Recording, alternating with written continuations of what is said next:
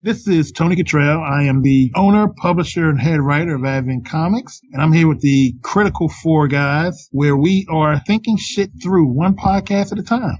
Love you guys.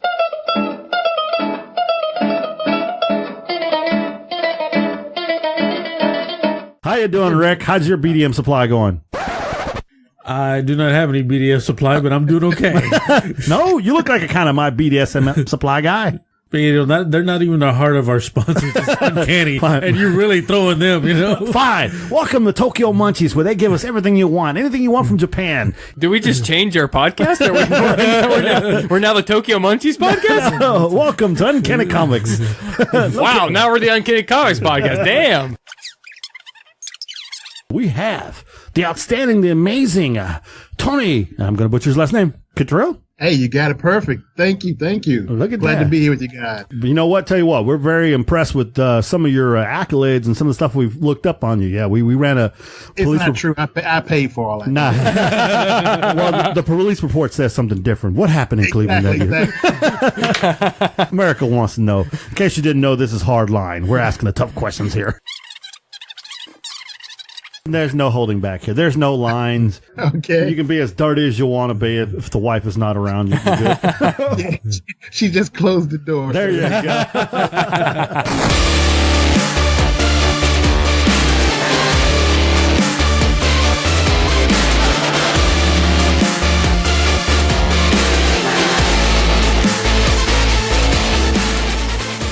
Hello and welcome to another exciting episode of Critical Thinking Podcast. I'm your host, Kyle, along with my co-host, Rick the Rizzo, and our other co-host, Sean. And the other Mexican in the room, Miguel G. and this is a critical look at all things gaming, movies, collectibles, and so much more.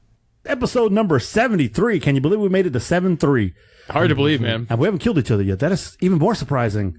We're without our fearless leader, Kyle, as he's out at Academy because he can't remember bringing his shoes home. We're glad to have you on the show, Tony. We appreciate you coming on. We can't wait to get into the discussion about yourself and everything you're doing. Pretty excited about that. Rick and myself, we checked some things earlier. I know Sean did too, and we have some interesting questions in regards to some of the stuff you have going there. All right. Well, that's the boring part of the show. Let's get to the fun stuff. That's not boring. Trust me, we'll make it fun. There'll be all kind of innuendos and all kinds of bad stuff being said, but it's all good. And that'll probably be all me. But anyway, so all right, let's start this roundtable. Sean, how was your weekend? Man, my weekend was really good. I got Dark Souls 3. I rented it from the Redbox, and once I played, I couldn't stop. Like, you know how it's legendary for being ridiculously hard. yeah. Well, I find it freaking fun as hell. I mean, I don't know about the first and second one. I never played them, but the third one, every single bad guy is a challenge, like is a super challenge. You can be killed by, I mean, I swear to God, if there was like an enemy that was like a little girl with a doll, she could kill you. You can't say that on this game show. America's sensitive right now, bro. You can't be saying that. About little girls killing you? What? Do they have a phobia of children of the corn? I mean, what the hell? I don't know, man, but I understand gameplay is great, but when the bosses are too damn difficult, you get pissed after a while. I ain't playing this crap anymore. The hell of this shit. Where's my Big Planet 3? That's what I'm saying. Sack guy, let's go. This is like the opposite of mobile gaming and all the easy, you know, pandering to people that don't want to actually have any skill shit. This is the kind of game that's like, if you're bored of games because you've gotten too good to deal with them all, and you play through halfway through Assassin's Creed and it's like, you know what? I just don't even want to play because it's boring now because I can beat everybody. That's where I've gotten. I've gotten to the point that it's like I can really kick everybody's ass and the AIs in the games. I don't even enjoy it. Rick, you talking shit on your game. Surprisingly, I played Assassin's Creed Origins, which I just beat. Was that a little tougher? It's tougher. That's good because like the other ones, they were getting so easy. It was stupid. Like I would get bored. I would not want to play anymore. Well, it hurt Rick in the game because he couldn't do what he's good at, and that's sneaking around. You know, he couldn't sneak. Really? So it upset him a lot. No, it didn't. He likes to sneak. Segueing into how was your week? He was sneaky. It was great. Like I said, I finished Assassin's Creed, which I can give that review later on. I don't know if I'll do this podcast, but maybe the next one. So I'm waiting on Kyle to go ahead and play it because I gave it to him to play. I did that, and then I put up some shelves in my room because I needed, I got all the collectibles. I needed somewhere to put them because I had no place to put them anymore. So he got his Mexican card back. Nice. So basically, so you can see these two guys are not married and don't have any girlfriends in their life. Hey, what did you do, Miguel? What did I do? Boy, I can't tell you what I did on this podcast to get us banned. The FCC will come down on us so hard. I did absolutely nothing. He was on call. No, yeah, I was on call. I did a lot of work, actually. Yeah, I was working my butt off, honestly. I was breaking in like 6-7 hours overtime in the middle of the night. And then finally over the weekend, I had a little break. And the wife took us to Starbucks. She was meeting her friend. So me and her and the boy went to Starbucks. And after that, we went and saw Den of Thieves with Gerard Butler, which I liked a lot. That's cool. I got to see that. So my to-do list. Yeah, it's a good. Yeah, it's very entertaining. I enjoyed it. There was one scene in there that, like, my wife even said it didn't even matter. I don't even know why they were in there to begin with. But overall, the movie was enjoyable, and I thought it was great. Okay, cool. Kind of didn't get. I saw the twist come at the end, but I didn't really think about it. I was like, nah, that's not. And then it was like, oh, that's pretty cool. What about the balance of action and story? Was there enough action? That's the thing. You expect it to be like 99% No, it was action in the beginning, action in the middle, action at the end. But the action was good. The story was actually pretty good too. I enjoyed the talking, and you get to see how dirty Gerard Butler really is in this movie, which is really cool.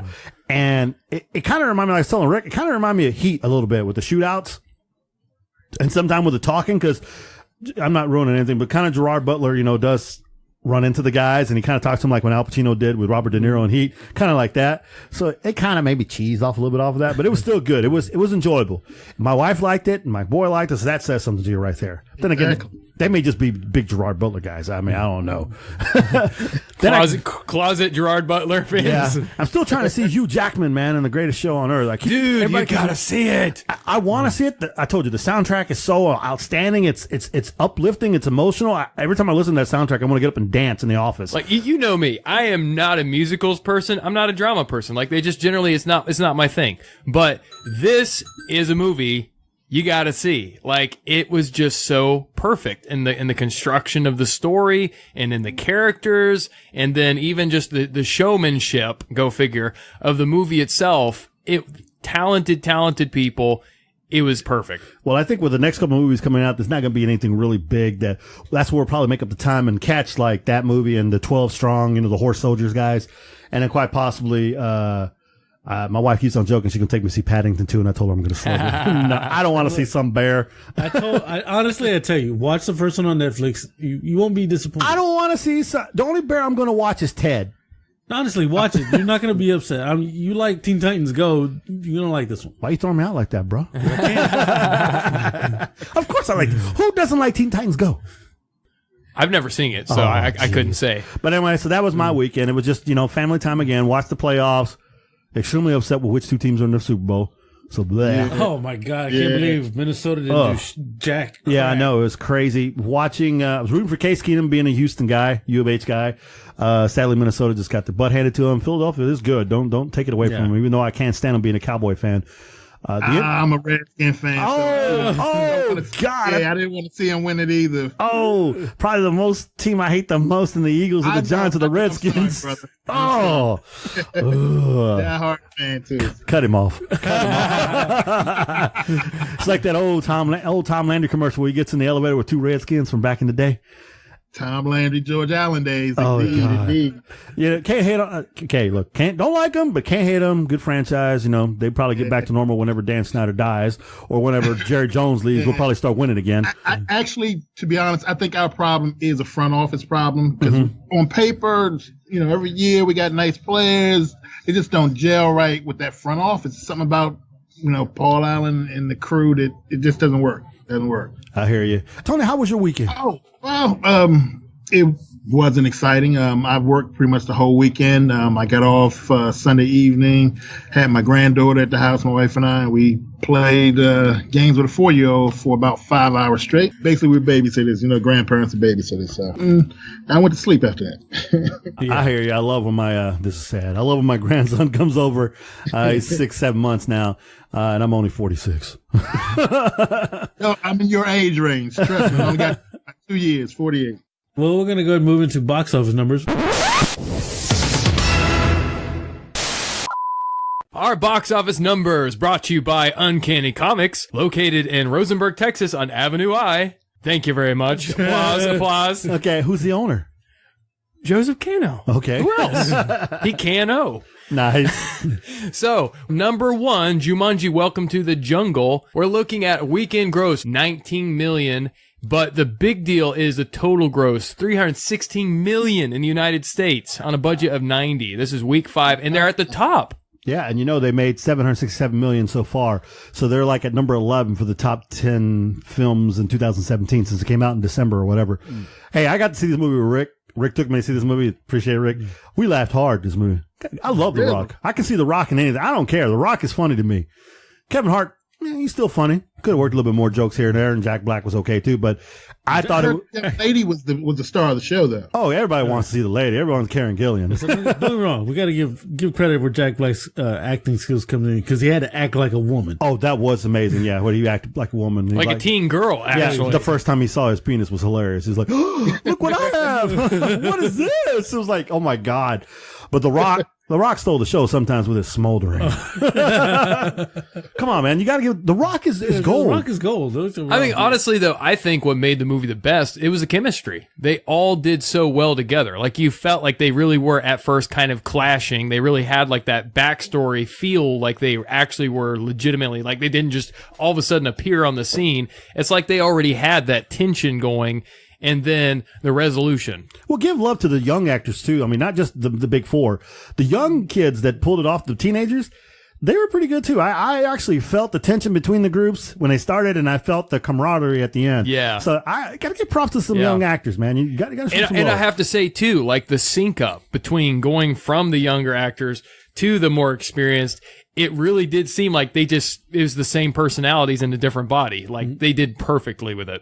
So going on to number 2, we have 12 Strong by WB Studios. That was the one with Hemsworth, right? That's right. That was the spec ops situation That's the over war. there. Yeah, the War Horse guys. And then their weekend gross was at 15 million. We have a total gross at, okay, so it's the same week. So it's 15 million is the total gross so far. Not a huge first week, but maybe it'll pick up, if people give it good word, because I haven't heard about it yet. Good showing for a military movie. I mean, especially now. I mean, it's no Saving Private Ryan, obviously, but not bad. Yeah. Considering a lot of us don't even know what went down. I was kind of like, what?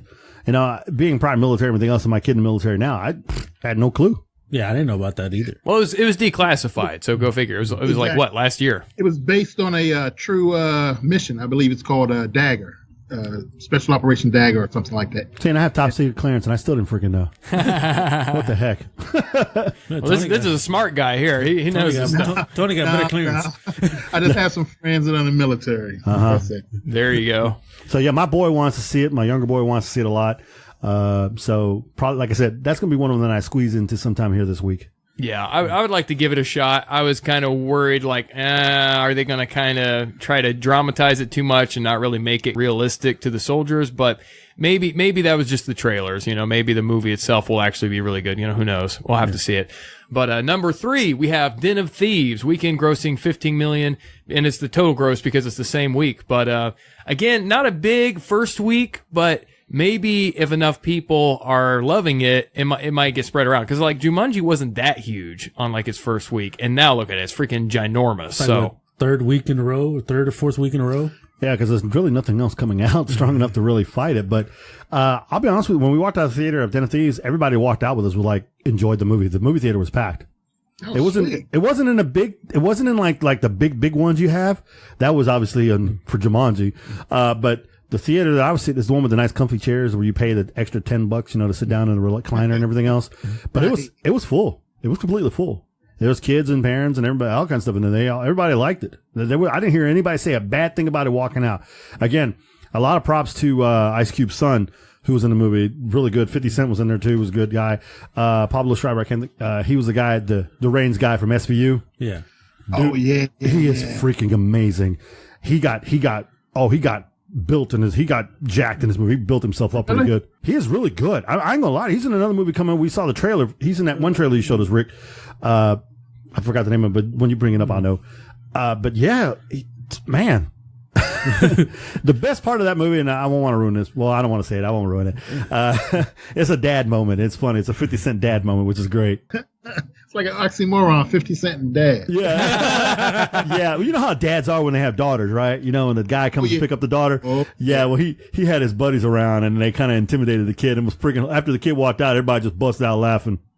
Oh, yeah. Okay. Yeah, I do that too. Yeah, well, both my daughters grown, but, you know. Yeah, because my daughter used to do it too. She'd bring her boyfriends over on purpose so I could scare the living hell out of them. And of course, my older boy would always be helping out. He goes, so tell me, how was that time you spent in the pen? I said, I ain't going back. And he walked by. Hey, Dad, you want to clean the guns today? Nah, we good. I work on the knives tonight. It was so fun to watch these kids' eyes get so wide. Oh, yeah. Nice. It's fun, man. That's the best thing about having a daughter is being able to scare the living crap out of the boy that tries to come date her. With all the headaches we go through with being, fathers of girls, it's a fulfilling part of the duty. Oh yeah, A license to terrify, huh? Exactly. Indeed. Hey, I'll give you a good story, and before I let you go on. So my daughter, junior high, I think she's in 6th grade. So this boy calls her at the house, and I don't care. Okay, we joke around out here, but race means nothing to me, and nothing here. We don't care at all. You're human, and so I don't really care who calls or wants to call my daughter, whatever it was, no problem. The problem I had is calling you, waking me up early on a Saturday morning. Ooh, no. Call my house. I'm like, hello? Yes, can I speak to Nicole? I'm like, who is this? This guy. This is Tony. Tony who? Tony, well, I forgot his last name. I don't think it was Tony either. I think it was Anthony. I don't know whatever. Like, who did? And then I got stupid. Then my wife starts laughing at me like, because I didn't say who this. I said, who this? Because I'm being stupid. I'm like, why are you calling my house? Man, do you know what time it is? And I mean, you must be outside your mind calling my house at 9 o'clock in the morning. You know what time I get up in this house? On a Saturday? Man, let me tell you something. How'd you like if I hung up on you 6 to 9 this phone and called and got your daddy on the line, woke him up? Can I speak to your wife? See how that goes. You think your daddy like me to call and wake him up right now? No, sir. No, sir. No, sir. Well, that's what I'm saying. You know what? Just be glad I was up already anyway. Nicole, get up. And she told me after he got off the phone with him, he was freaked out. He's like, I tell you, Daddy, I'm sorry to be the call. I won't call like that ever again. The rest of your day. Ooh, I was feeling good. It was so funny. My wife got mad at me, but she was laughing too. I said, you have no idea how much fun that is. But yeah. Simple pleasure. Oh, yeah. So, yeah. So. Okay, so moving on to number 4, we have The Post by Fox Studios at weekend grossing at $11 million, and we have a total gross of $44 million. They have a $50 million budget. This is the 5th week, so man, they really haven't made the money at all. It's a political movie. I mean, the only thing you got going for it is Hanks and Streep, I think, right?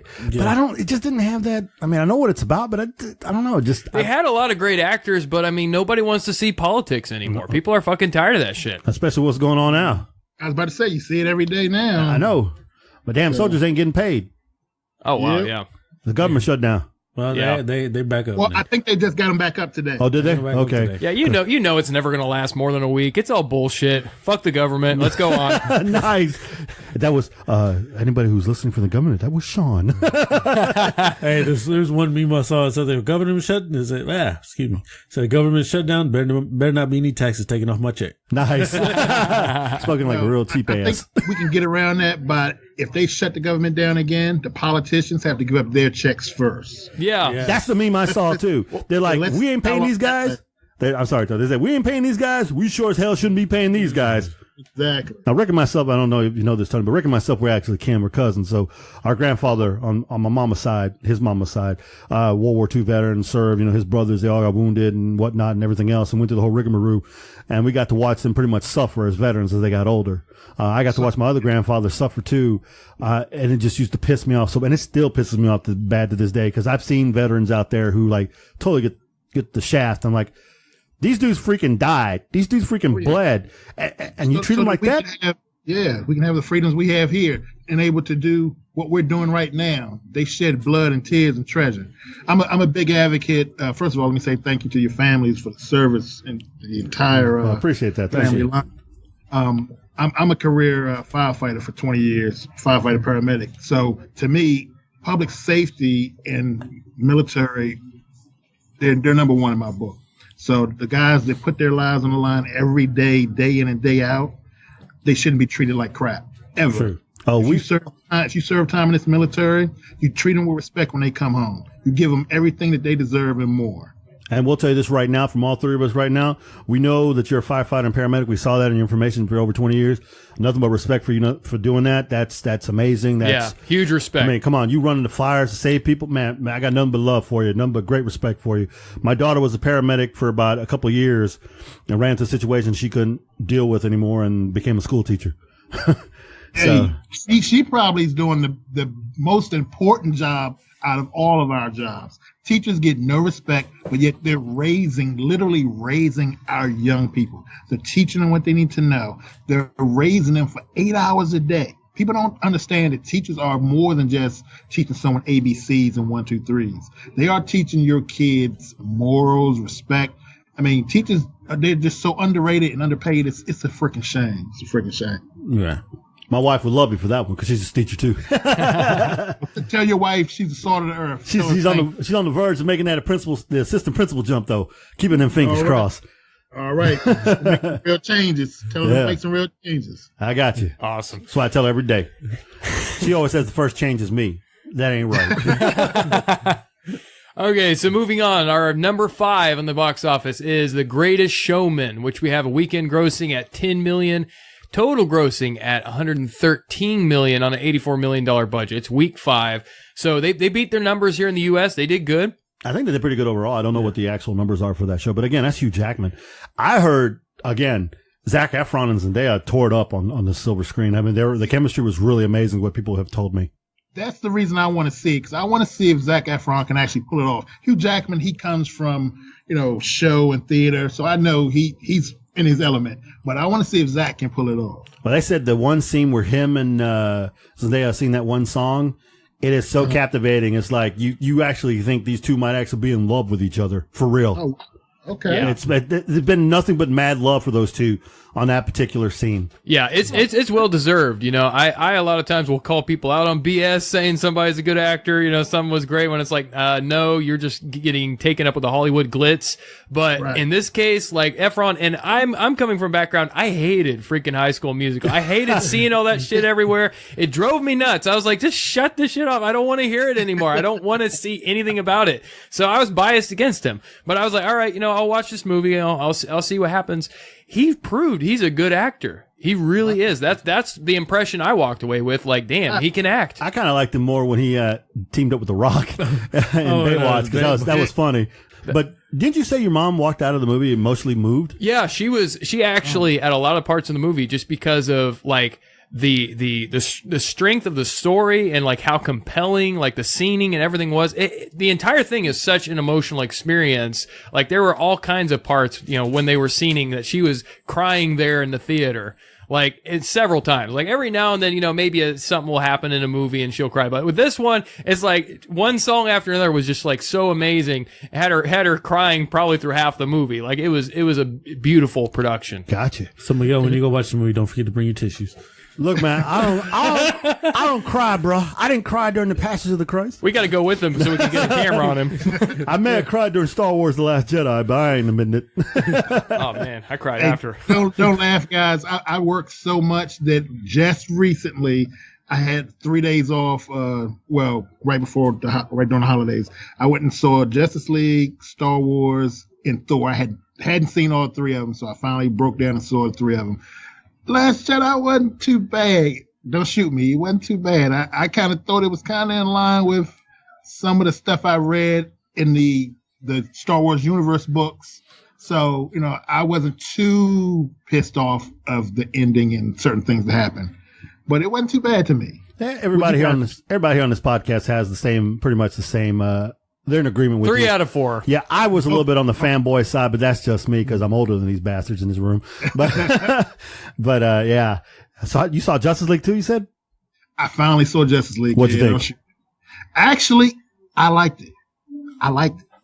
My biggest thing was, and I had said this for a long time, and I was really upset with Batman versus Superman. Not only because Superman never destroyed Batman, but Superman was made to be a bitch in the movie. Excuse me, this was a bitch. And I was like, that's not Superman. I was like, I don't know who's that character in the movie, but that's not Superman.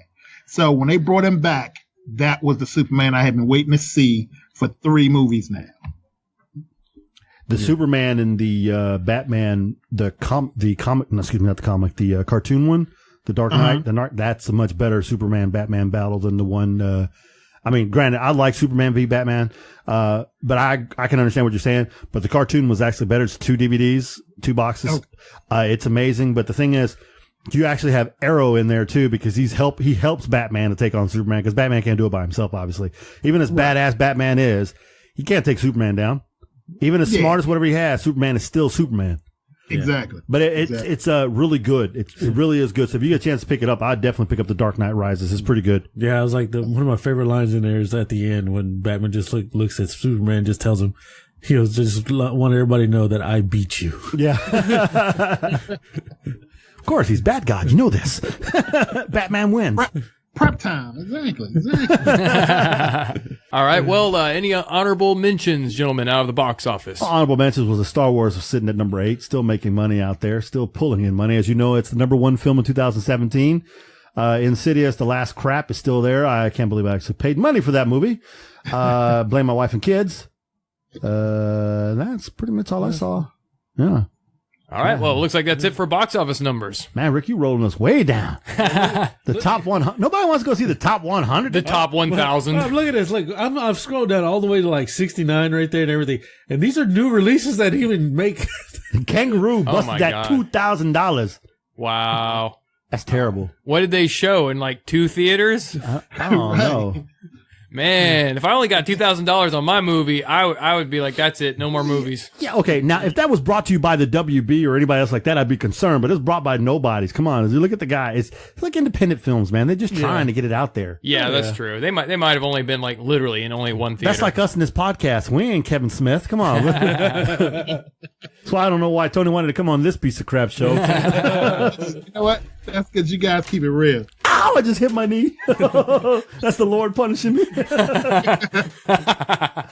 All right, Rick, roll us into some beautiful trailers. This time, Tony didn't say like, who was it? It was Kevin, right? Kevin called us a bunch of bastards for making him see a bunch of crappy trailers. That was Kevin, yeah. Actually, I liked all the trailers. Even the Teen Titans Go trailer. There you go, my man. No, we had with Kevin, we wound up seeing nothing but horror movies, and they were bad. They were bad. They were really bad. Well, I'm a horror movie buff, so I try to see movies that'll scare me, but I haven't seen a movie in darn near 30 years that can even attempt to scare me. But I love to watch horror movies. So then you would get a kick out of going. Next time you guys do horror movies, let me know. So you get a kick out of going to the movies with me just to watch my ass jump. And not because I'm scared. It's just I can't handle jump scares anymore. My time in the military, you know, I have flashbacks. Oh, God. I'm making excuses. All right, we're going to go ahead and jump right into trailer talk. Yes.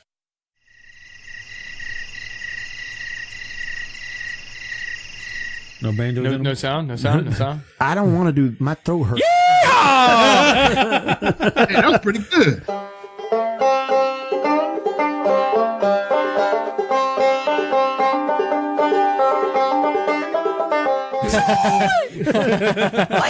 Squeal like a pig, boy. I think they might be too young for that reference, yeah. Oh, Rick's old. Rick gets it. I get it. Sean too young. He's a millennial. It's like, all right, the first trailer we saw, which it's a DC cartoon movie, which they never fail. DC cartoons, they never fail. This is Aquaman. Animated kills. Yeah. Exactly. And it was Suicide Squad, Hell to Pay is what it's called. I liked it. I liked the new characters they brought. They kept a couple of the originals. Then they added a couple of new ones, I guess, because they wanted to change it up a bit. But this time they're going after Vandal Savage. Which is going to be cool because, you know, Vandal Savage is like super badass. Which I look at this team and this team can't take him down. No. Killer Frost, Deathshot, Harley. Yeah, they don't. Yeah, exactly. I don't know how they're going to do that. I don't see it. Vandal Savage can beat the Flash, Arrow, Supergirl, these people. What's the girl with the token? He took on the whole JSA. Yeah. So I don't know how the Suicide Squad is going to do it. That's a good. I wonder how they're going to do this. Superman. Superman. He's going to get in the movie. The good thing is, it's R-rated. Yeah. So you can pretty much do a lot more with this animated cartoon than most of the other ones. Best part I saw was when Killer Frost froze the police guy and then Harley came by with the bat and whacked the head. I was like, yeah. Because I'm a big Harley guy. I always have been. Harley, Batman, and Joker, those are my top three. And I'm all down. I just don't see how they're going to take down Vandal Savage. I don't see it. But I'll watch it because, like you said, they're usually money. But maybe that's what's going to make it really good, because it's going to be like a David and Goliath kind of thing. Like, you're going to think there's no way they could do it, and yet it's going to turn out there is some way they can do it. As long as they don't bitch him and make him like way too like they Kylo Ren his ass. Nice. As long as they don't do that. Wow. The X Factor's Amanda Waller.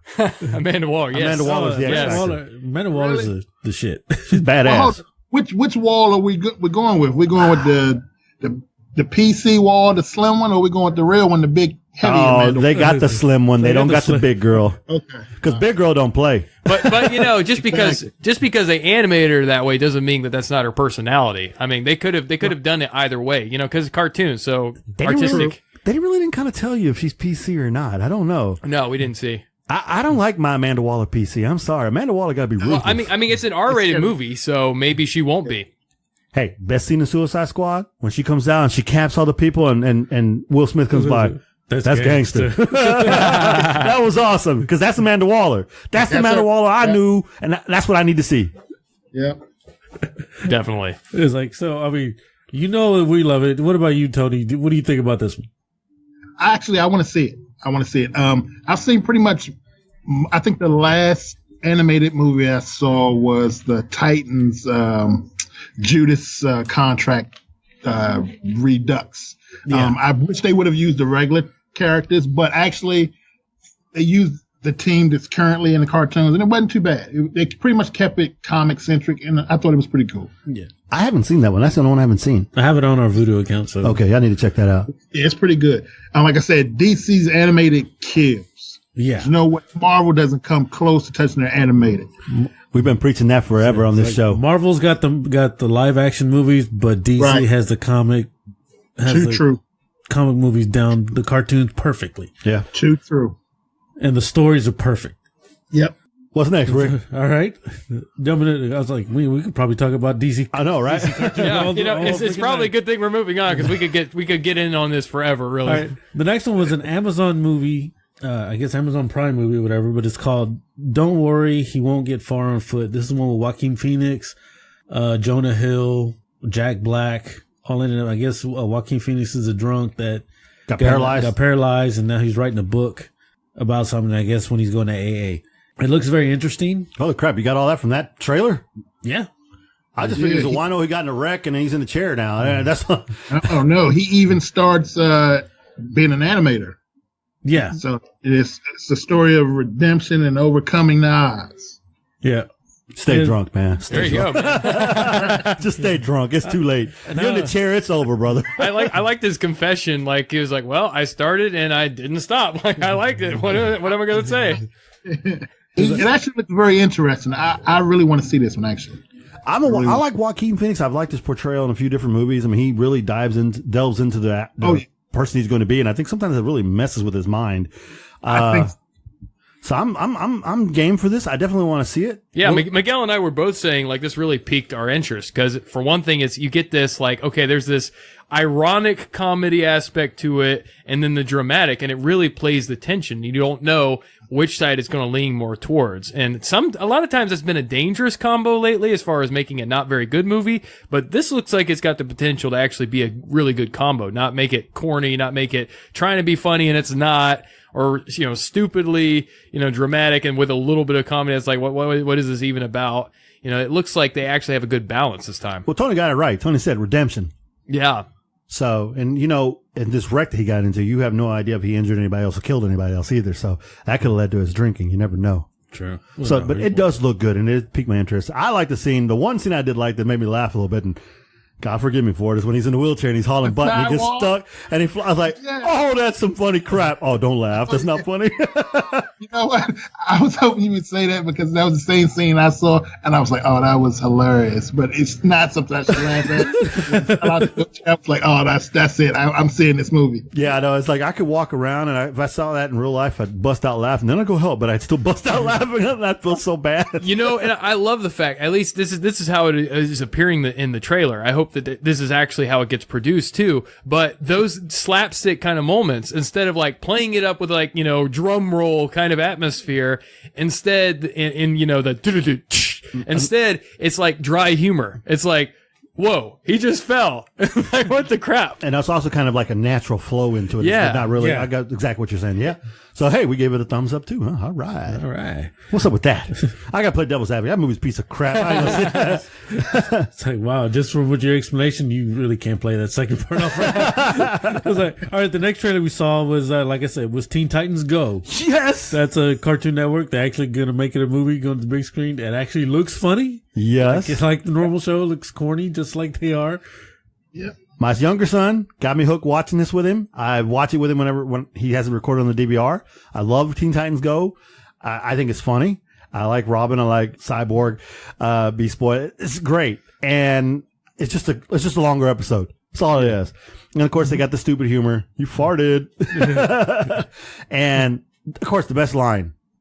If Aquaman could get a movie, we can too. I was like, ouch. But yeah, I want to see it, but I told you, I feel a little awkward walking in with my oversized man-child baby boy beast into a theater with a bunch of kids and moms.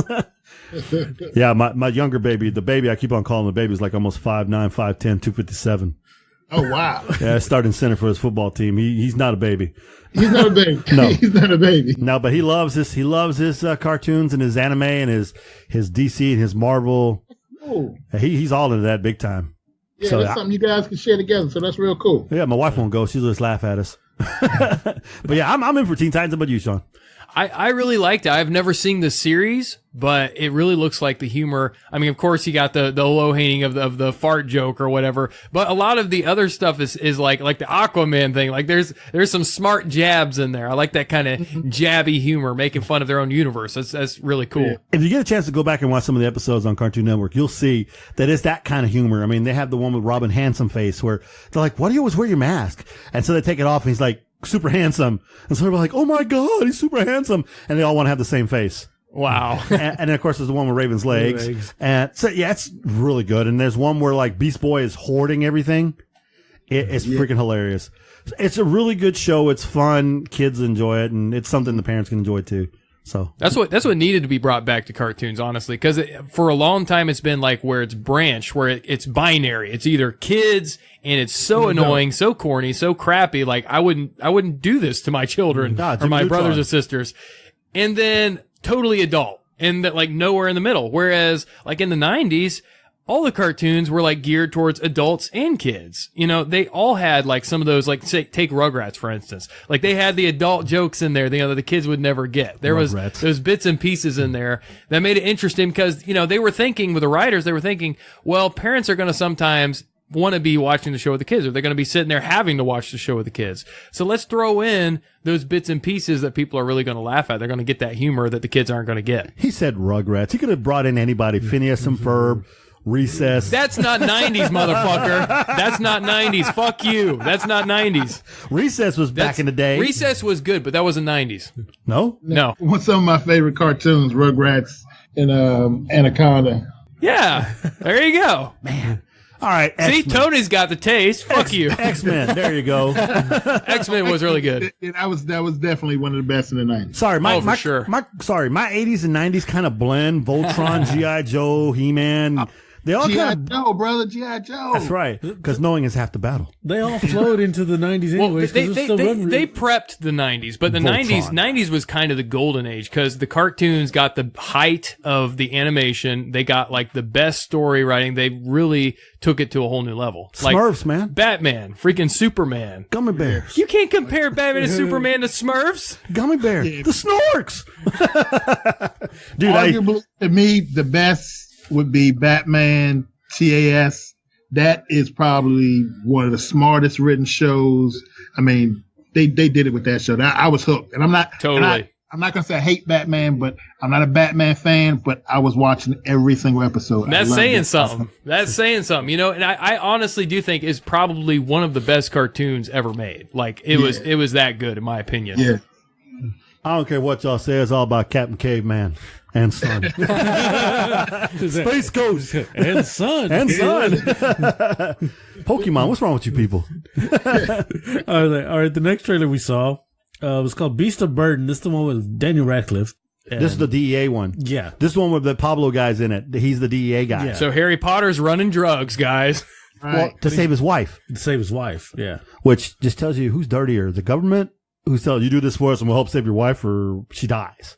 Or the drug dealers are like, you know, The drug dealer, we got your wife. You're like, what the? so, you know, It's interesting because it doesn't seem like they really take a moralizing point of view of who's good or bad. It's just kind of more like he's caught in the middle. And that's kind of like what the whole trailer seemed to be focusing on is you're caught in the middle between the war of the government and the war of the drugs. And you're just thinking about your safety, your wife primarily. And like, what are you going to do in this situation? You're the one guy caught in the middle, caught in the crossfire. It's probably going to be one of those kinds of gray line stories where the government and the criminals are both doing some questionable shit because their part in the war is to take out the other, to win. Oh, modern day. Gotcha. Okay. Right. It's interesting because Daniel Radcliffe I'm so glad that he's Harry Potter. Forgive me. We all know he's Harry Potter. But the young man, and he's actually branched out and done some really good movies. He's showing his acting skill, his ability, his range. Typical drug lord movie, DA movie, you know, he's a mule, blah, blah, blah. But this one they're using a plane. So a different take, I think. I can't think of too many movies I've seen like that back in the day. I mean, I'm thinking of the stupid Tom Cruise one, which I want to see, which looks American hilarious. Made? Yeah. It's out on the Redbox now. I need to pick that up and watch it. But I'm interested to see how this works out, but it may wind up cliche. A little bit on the end of the cliche, but I don't know. But I think Daniel Radcliffe and Pablo, I can't think of his last name, is enough to pull me in to see it. I don't know, maybe matinee, but I probably would give it a thumbs up. I probably would definitely watch it. Yeah, I mean, I would totally watch it. I mean, honestly, I was busting on him, you know, saying Harry Potter is in drugs, but, you know, in all seriousness, he is a great actor. Daniel Radcliffe is an awesome actor, and he hasn't gotten enough opportunities really to get out there in Hollywood. And so here's a quick question for you. Okay. No, here's a quick question for you. I can't say Rupert Grint because he hasn't really done anything. So of the two of the big three, Watson or Radcliffe, who do you think's made the most leaps and bounds? Man, I don't even know how to answer that. That's rough. Emma has been in some good movies though. Yeah, I've seen a bunch of her different. I've seen her. I'm impressed with both of the young lady and the young man. I think that they're both doing well. I guess it comes down to who's your favorite. Yeah, who your favorite is. Rupert, he started doing a show on Amazon called Snatch. It was based off of the movie Snatch, which was hilarious. So, but he's doing a show on. Just didn't get a lot of breaks like Emma and Daniel Radcliffe. I mean, it's just, you know, it is how it is, I guess. But anyway, so you're down for this movie then? Yeah, I'm totally down for it. And I don't know exactly what it is about the trailer, but I mean, they did a great job because Interesting. yes, they made it interesting. They made it compelling, like the cutting and what they did with the you know, the subtitle parts. All of it was really like it drove you into the story. It made you really want to see what's going to happen with this thing. So hopefully the trailer is true to the spirit of the whole movie, and it's going to be that captivating, like really interesting kind of thing. And just the fact that Daniel Radcliffe is in it, I think he's going to have some really dramatic, really emotional moments, and we're going to see a lot of, you know, crazy danger that he's in the entire time because he's being gunned down by freaking drones and has the military and the cartels after him shooting at him. Yeah. Yeah. How can that not get totally crazy? That's going to be fun. So Tony, what you say? I'm in for it. After seeing the trailer, that was my first time seeing the trailer, and I liked what I saw. So I'm definitely going to make some time out to go see that movie when it drops. Oh, definitely. That's a good thing he just said. Usually your first instinct, because, you know, a lot of people, you watch a trailer and you're like, okay, let me watch it again. Then you're like, you change your mind or whatever. But usually it's that first instinct when you see something, you're like, that's usually the right one to go with. It's like when you take a test. Don't like, you know, re-question yourself. Always see. Exactly. Yeah. See.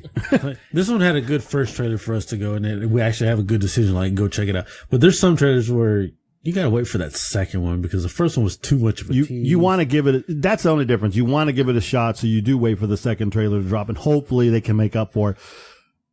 A good example is, what's that, Soledad, or what's that movie that we saw? Sicario? We thought, this looks really good, but then Kyle came here and told us the first one was shit. Because it's like no action, so boring, da-da-da-da-da. But 2 looks like it's going to be great, but he told us that's how 1 looked too. So we don't know. We're kind of like, So I got to rent 1 to see, on my own and see what I think. Yeah. But 2 looks like pretty good. Is it pretty good, on your opinion? The first part of 1, and it slowed down for me, and I was like, oh, ho-hum. But after they, like the first 30 minutes, I was like, oh, wow, this is going to be interesting, but it lost me. I got you. Yeah, the second one looks like they might have, from the looks of it, they might have corrected their mistakes from the first one, maybe. Okay, good. They might have. Don't hold your breath. I'm just like, I'm here. If you have seen me in here, I'm quotation, they might have. Come on, Del Toro's doing that with the finger gun. If they let Del Toro do his range of acting as a hitman, right. Man. Well, I'm going to have to look up the trailer for number 2. I didn't know they were having a number 2. Oh, yeah, it's coming out here this year. I forgot when, though. Okay. Because we saw the trailer not too long ago. Even Borland, Josh Borland in that one just looks awesome, too. Thanos, man. He's got the scary guy thing going now, because he's totally in character with the Thanos. So there it is. So what's next, Rick? All right, the last trailer we saw was Super Troopers 2. It's been a long time since the first one. Yeah. And it should have stayed gone. Sorry, Super Troopers 1 didn't. I like comedy. I like stupidness. The guys in it just don't appeal to me. I'm sorry. It's not my thing. I know you guys kind of liked it. It's just not for me. It wasn't like, oh my God, you have to see this movie. I mean, I was like, all right, I went through, I don't really stop watching movies. You don't regret watching it? I don't regret watching it, but then I'm like, I'm glad I didn't go to the movie theater, so I'll wait till it was at home. I'm probably going to do the same with this one too. Yeah, I never saw the first one, so I don't know. I know the trailer for this one, I kind of like some of the moments. I like the concept, the story concept, actually, of Canada, and the U.S. deciding, repurposing territory, saying, oh, actually, it's United States territory instead of Canada. Like, there was a misunderstanding. So now you're all U.S. citizens. I thought that was hilarious. I didn't really think the scene itself was funny. Like, the scene in the trailer was kind of like, that's a missed moment. They could have really made that really hilarious. I think they had better writers. It might be better. I think the script I don't know. The guys could be funny. The director and the writer's the guy with the... Yeah, the guys are acting. The guy with the mustache. The guy with the mustache, the Indian guy. Oh, okay. Yeah. To me, the best part of that whole trailer was when they were speaking French, which they weren't. Frank Tarkenton, like, what? you realize I'm like, these people are looking at him too. I'm like, come on. Yeah, I really like the concept. I just kind of get the feeling that it wouldn't really actually make me bust out laughing most of the time. So that's kind of disappointing because for me, like, I have high expectations of comedy. If I watch a comedy, I want to actually be laughing my ass off. Like, the only thing that isn't the case is, like, say Rick and Morty. I don't really laugh much at Rick and Morty, but in my mind, I'm like, oh, I see what he did there. I just enjoy the cleverness of it. Well, Super Troopers is one of those lowbrow comedies where if you're drunk or high, you're probably going to laugh your butt off. But, I mean, it's lowbrow comedy. If you just keep that in mind and don't expect too much out of it, you may like it. Gotcha. My wife has gotten me to watch several crazy movies that I thought I would never, ever see. And I fought it, and I wind up liking them. I hate to say it. I hate to admit it sometimes. She's like you. She's the big horror person. I'm the big science fiction guy. Horror. That's what I said. Horror. Did I say horse? My bad. Stripper horse. Zombie strippers from hell. Greatest movie ever. You'll trust me. But no, yeah, it's crazy. I've seen some stupid crap. Like, my wife loves Mars Attack. Oh, okay. With that stupid I'm like, this is ridiculous. Why am I watching this crap? Probably it's got that classic appeal probably to her. But then again, I'm watching stupid crap like Big Trouble in Little China, which he doesn't really get. I'm like, freaking Kurt Russell. Kurt Russell, exactly. That's a classic. It's like, come on. And, I have Major League and all this other stuff, and she just looks at me like I'm nuts. Or like, my dad introduced me to some good stuff. Like, back in the day, I watched Silver Streak with Richard Pryor. I was big into Richard Pryor and all that stuff. And one of my favorite ones now has a bunch of them in there. A lot of them already passed. Was Harlem Nights. Oh, That's a classic. The sad part about it is I can quote that movie almost from beginning to end. Yes. I wore out my Like VHS. Sunshine. Yeah, I wore up my Put your VHS. mother on the phone. I'm never coming home. Yeah, you throw it up in the air. like Sunshine. That's right. Because, oh no, I want to know what Quick is saying. Strap my pinky toe on. Yeah, that's just classic movies and stuff like that. It's just great. And so I've introduced my kids to a bunch of those. My kids find it hilarious. My older kids and my younger ones now, they watch a lot of stuff I've seen. And so they've learned to appreciate some of the classics.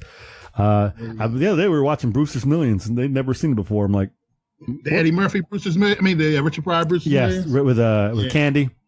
Yeah. So I was like, they were kind of like, it's kind of funny. Come on, watch it. Enjoy it. Well, enough of talking about crazy movies and stuff. We're going to talk about you now, Tony. I can see it all from here, falling away. From the sublime to the ridiculous, huh? So tell us, Tony. Who are you? Who are you? No, just kidding. You'll give us. I know you'll give us a spiel on you, and we got a lot of information too. But we'll let you talk about yourself. Go ahead. Short answer: I'm a father, husband, grandfather, friend. Sometimes a pretty good guy, I think. Short answer. That's who I am. Short and answer. I like comic books, and I'm trying to populate the universe one comic book at a time. Very modest. You are the creator of Advent's Comics Universe. Yes, I am. You are the head writer / editor on several comics, several projects. You're a writer on a bunch of others. I mean, amazing. I'm just looking at all these titles and everything else. Also the publisher of a line called Unbound Realms, where other indie creators or people who can bring their... Hey, Mike, you think you could crunch any louder? I can still hear out of this one. Phew. Create on projects to the company, and basically we just distribute it for them. I got tired of saying so many good projects go to Kickstarter and die after that, and I'm like, wow, these people need to have their books shown, seen globally or as many different places I can put it. So we try to do different things. And being an avid comic book fan since you were 6, and I saw that, and I thought it was kind of cool because I was big into comics back in the day too. And the thing that's amazing to me is you're a firefighter / paramedic, and you find time to start a company and run the company and write and publish and edit and all this stuff. How do you do it? That's all I do. To be honest, that's why I'm just now literally seeing Star Wars, Justice League, and Thor. I have no time other than that. But it's passion. I love what I do. I love the creators that I work with, because without those guys, and I call the creators at Advent the Untouchables. So that's a little hubris, but forgive me. But I think those guys are the best thing walking. I'll put them up against Marvel, DC, and anybody else creators.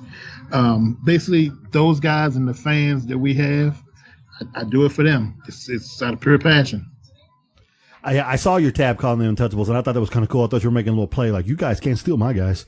These are my guys. And actually, my guys work with everybody. I've had guys who've gone on to work at Image, Marvel, DC, and they still come back and do stuff for us. And I think that's pretty cool that the big guys poach from me. So that's pretty cool. That is freaking cool. I love the fact that you have all the genres, man. You have action, you have horror, okay, you have romance, fantasy, religion. I caught him on that, Rick. Yeah. I caught him on it. Science fiction, criminal noir, thrillers, superheroes.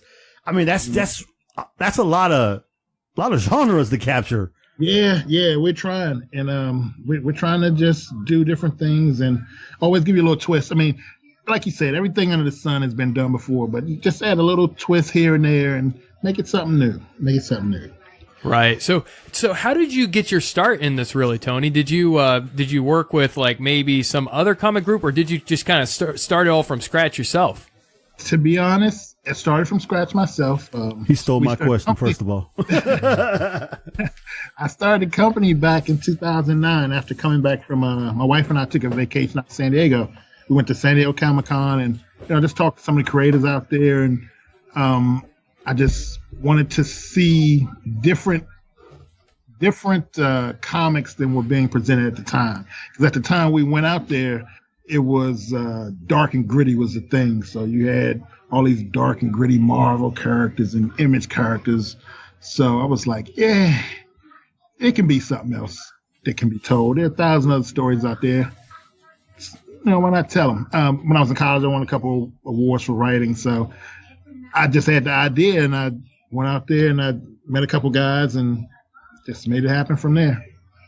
That's really awesome. We're all definitely huge fans of the indie comic scene, and I personally I love all things indie because to me, whether or not and we'll be honest, a lot of indie things tend to be mediocre. Some of them are incredible, but all of them, they break the ground and they give the diversity to these streams of entertainment and media that we would otherwise never have. Because let's face it, what do we see in Hollywood and what do we see with the big comics? It's almost only DC and Marvel, and it's almost only Disney with Fast and Furious and stuff like that. That's all we ever see. So it's the indie, and it's guys like you that are keeping things creative and keeping the industry shook up for us. We're trying. I mean, there's so many indie creators out there now that are so talented. You wouldn't believe some of the indie projects that we come across and we see. And it's like, wow, when Hollywood gets a sniff or an inkling of some of the different talent that's out there, it's going to change the game. Definitely going to change the game. I believe that. I think we're at a point that's ripe for that kind of change and for something to go different. So which influenced you the most? I mean, who influenced you the most? I mean, the one guy or the one lady? One guy or one lady? You mean in comics? Yes, sir. Oh, wow. That would have to be Stan Lee. Well, Stan gets all the credit because he kind of put it out there, but Jack Kirby was pretty much the one who put his vision on paper and made it what it was. So let me state that right then and there. But Stan kind of changed the game. He made it so that comics were more relatable and people could say, oh, wow, I'm like Peter Parker, I like stuff like he likes, or I feel that kind of way about going to math class and these things. I mean, it made the unbelievable believable. So, I mean, as a kid growing up reading his comics, I was blown away. I agree with you 100%. I love your line that you have, putting the soul back into comics.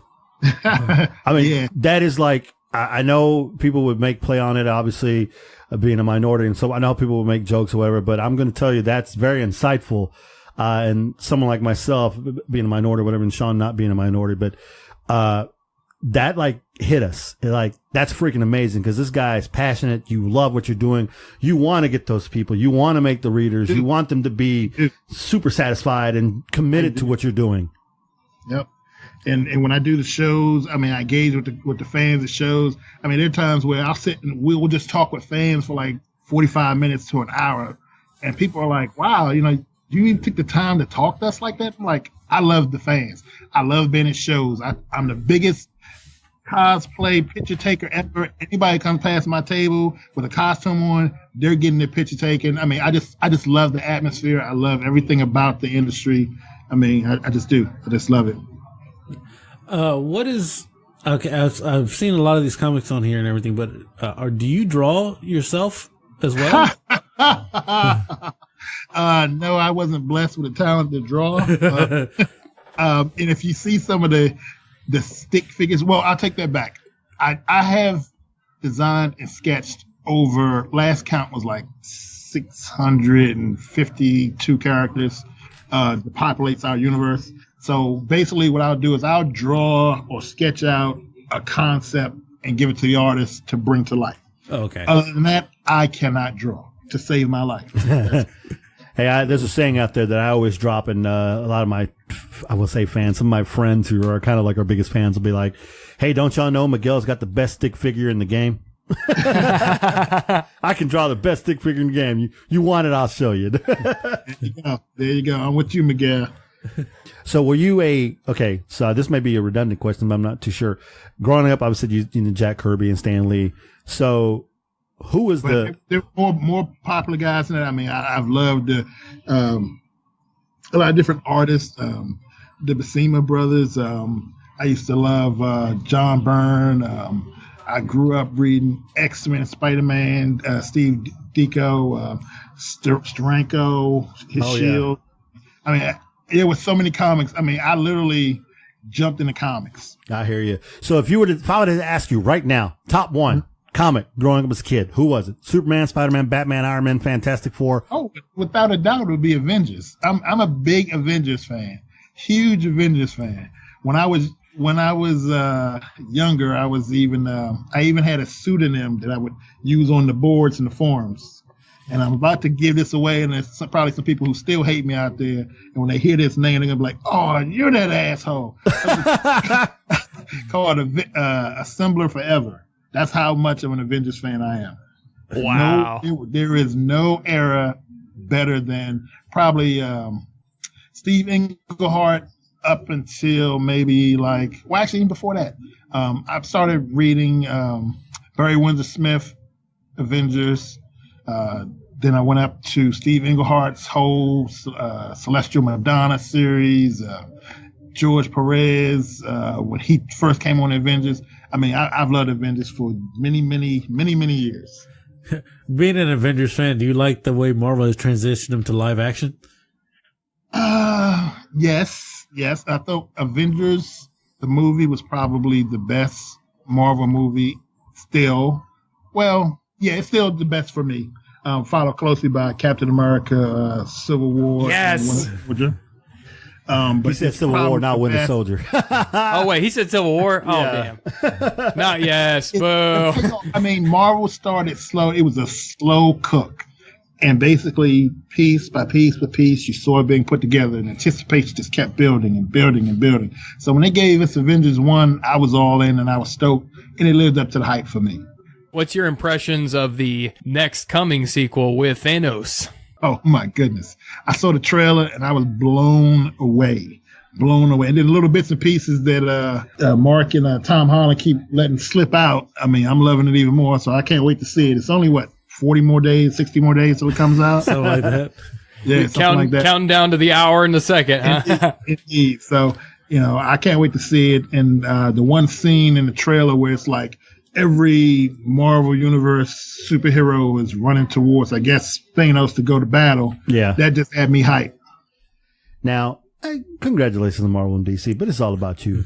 Who is, I was trying to find this out. I can't remember, is Pandemonium Evil Incarnate, is that like the official first one that started with Advent, or what's? That is the first issue. Well, let me say this. Pandemonium Incarnate got me into a lot of trouble, and it still does to this day. But yes, that was the very first book that we had done, and we did it as an anthology. Basically, Pandemonium Incarnate was a story about, how can I put it succinctly? It's an anthology, but all the characters, all of the stories have an underlying theme. What if there was no God in the universe? So they're all dark. Every story is a dark story. You have a thriller, detective story in it. You have a science fiction story. You have a superhero story. You have a story about a supernatural superhero. You have a story about the 7 deadly sins of man coming back to Earth as assassins and killing people. I mean, so it's a lot of different stories in that book, but a lot of different people didn't like the topic of the book, so to speak, because I've introduced religion into it. So it takes a lot of different sticky things. But in my personal life, I'm a religious type, spiritual type guy. So. Yeah, I understand people. I swear to you, that drives me insane. It's we're of the opinion you shouldn't be offended by anything. You should be able to make fun of anything, and you should be able to explore anything. If you can't, there's a sacred cow. You got a problem. Well, and it was a story. Basically, this is what I thought the world would look like without a religion or a higher power in it. And basically, some people took offense to it, but it was it was the beginning of the universe. So the next book after that was a 100-page graphic novel we did called Champions of Hope. It kind of tied everything back together. And actually, to be honest, most people haven't figured it out yet because no one's caught on to it. But even to this point, all of the titles that I've released so far, I'm still telling the first story. So we haven't hit the end of that first story until I finish the Cosmos maxi series. Wow, you're doing some George Lucas architect stuff here, then. Yeah, it's universe building seriously. Nice. I love that stuff. I respect you major time for that, Tony. That is fun stuff. I love picking those chords out. Oh yeah. So if you look through other titles that don't really correspond, like we have a superhero title. Well, not so much superhero, but more of a. It's called Project Homeland. It's about America's first line of defense. You have superheroes, you have regular military guys. Some of the items in there will correspond with some of the superhero books because certain characters cross over. I'm big on continuity in my universe, so a lot of that will cross over to different books. So you'll see little Easter eggs here and there from different titles. It sounds like a really interesting universe. I definitely want to get into that. Well, good. I'll send you guys some free books. That's cool. I was just about to mention, not trying to get anything free off you.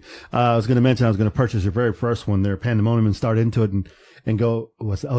Rick and myself, we were definitely into Fist of the Dragon. That would be awesome too, guys. I was going to say that one, Fist of the Dragon, is that like kind of like almost Bruce Lee kind of based a little bit, or is it just? Yeah, Fist of the Dragon actually is a character we have called Dragon. He was modeled after Bruce Lee. I introduced that book during the 75th anniversary of Bruce Lee. There is a part 2 to it that actually I'm working on this year. That's going to be released this year.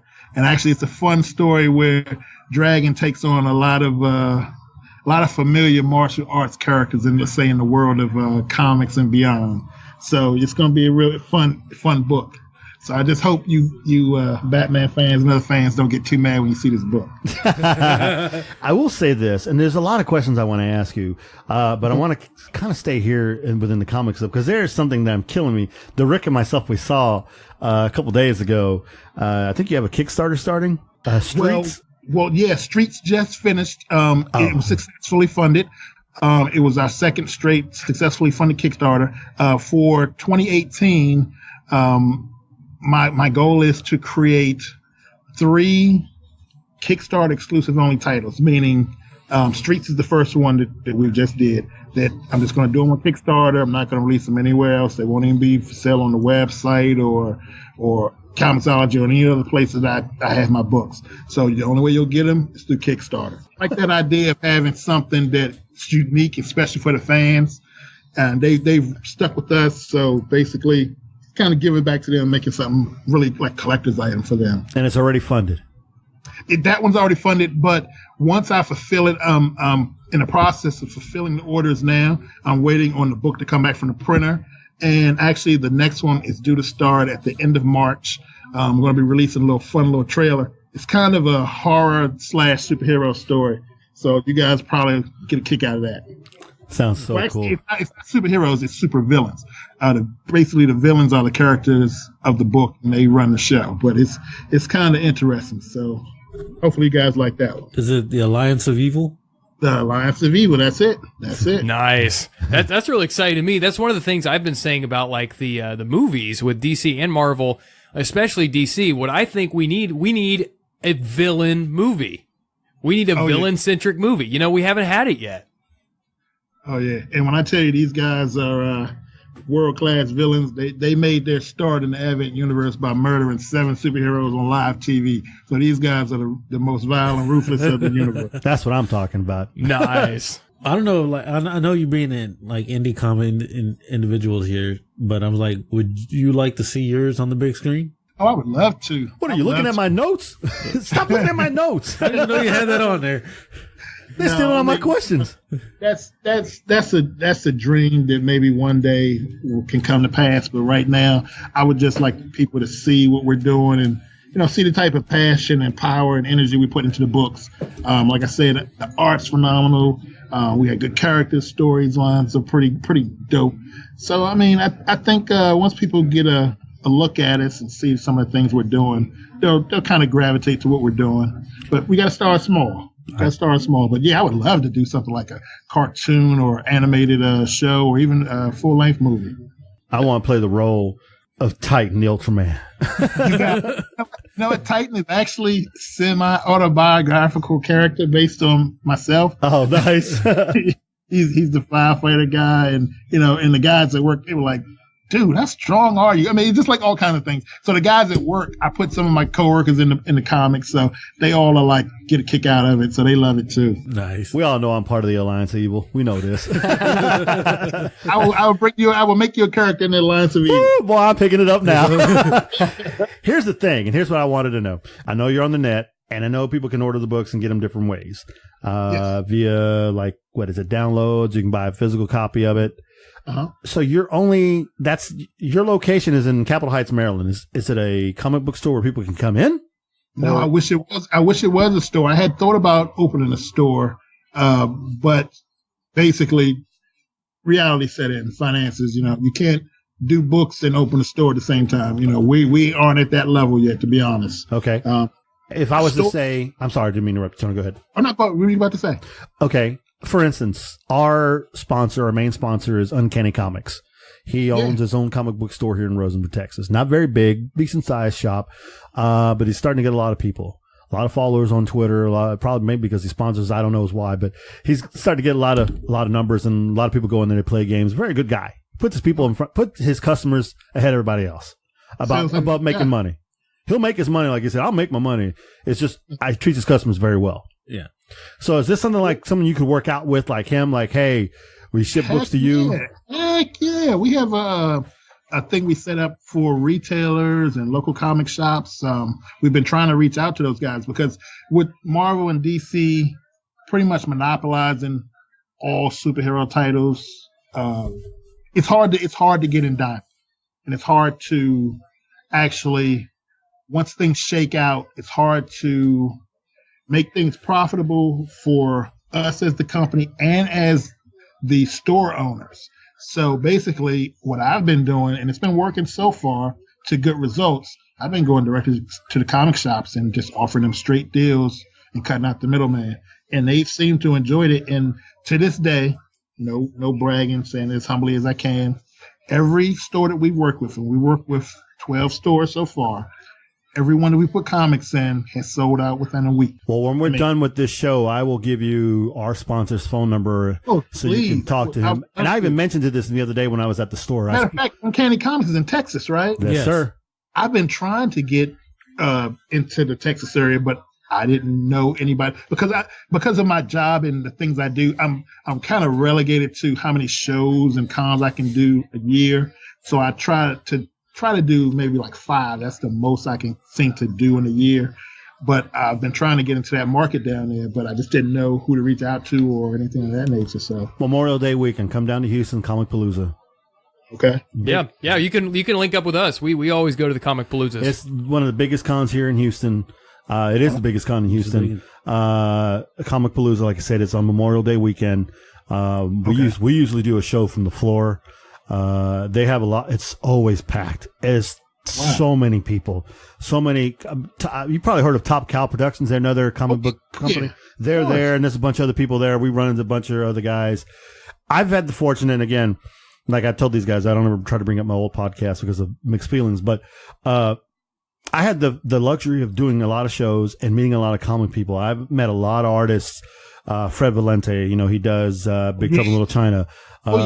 Frank Barberi, he does his own personal stuff. There's a lot of indie guys. I got to meet the Zombie King himself, Arthur Sweetum, Greg Capullo, Chad Harding, all these guys, riding Harley. Probably the best one I've met, and he's become a friend and has been a really good friend. And we started off with him when he was a young guy, and now he's blown up. Steve Orlando. He's the man from DC now. He's doing everything DC. He started off with Undertow, a Russian comic he did, and something else smaller. And in one comic, he paid a tribute to us because we made a comic about hashtag the arm, hashtag the hand, people getting their hands cut off. So he did this and put it in his book and everything else. So that's cool. So that's stuck with him. But he is a great guy, and that segues into my other questions. And I've met Josh Williamson. We've had a bunch of the people on the show. Who's doing the Flash now? He was doing a bunch of. You have people that did Nail Biter and all that stuff. Are you able to reach out to any of those guys and try to get them on your set of Untouchables, or is it a little bit harder now? I know to interview Steve Orlando now, when he was indie, it was easy. Call him up. He came on the show with us like multiple times. I mean, he was on our show like 5 or 6 times. But when he got signed by DC, then we had to go through DC's publicists and all that stuff. It became a lot harder just to get him on the show. Well, we have some things coming out this year that kind of answer your question. It's not hard, and there are already people who have done work for Advent behind the scenes that when you see this year, you're going to be like, wow, you work with these guys? One of which I can talk about, the late, great Rich Buckler worked with us, something we were cultivating for a long time. He came on board our Cosmos series. Basically, he did a character, he did a book back in the day called Mighty Crusaders with artsy characters, Comet and Shield and those guys. And basically, one of the characters that he owned that he put in Mighty Crusaders called Darkling, and we brought her back in our Cosmos series. Cosmos is actually, in addition to a cool science fiction tale, superhero tale, it's a crossover with 75 other comic book companies and publishers. And Rich, he let us use that character in the book, and we had talked about doing some other stuff with her before his passing. But he's done some covers you'll see this year coming up, and his last comics work was for us in Advent. So he's just one of the people who've done some work with. So we do have some stars like Dev Pragmatic. He's working with Image now. I forgot which comic he's on. He's on a horror title for Image. He worked for us. Alan Goldman was with DC. He's doing some Cosmos stuff for us. So we have quite a few people, and there are 1 or 2 surprises I won't give up just yet because it's going to blow everybody away. I try to do at least one big surprise a year for all the fans. That's good because the teaser's right here on Critical Thinking Podcast. Nice.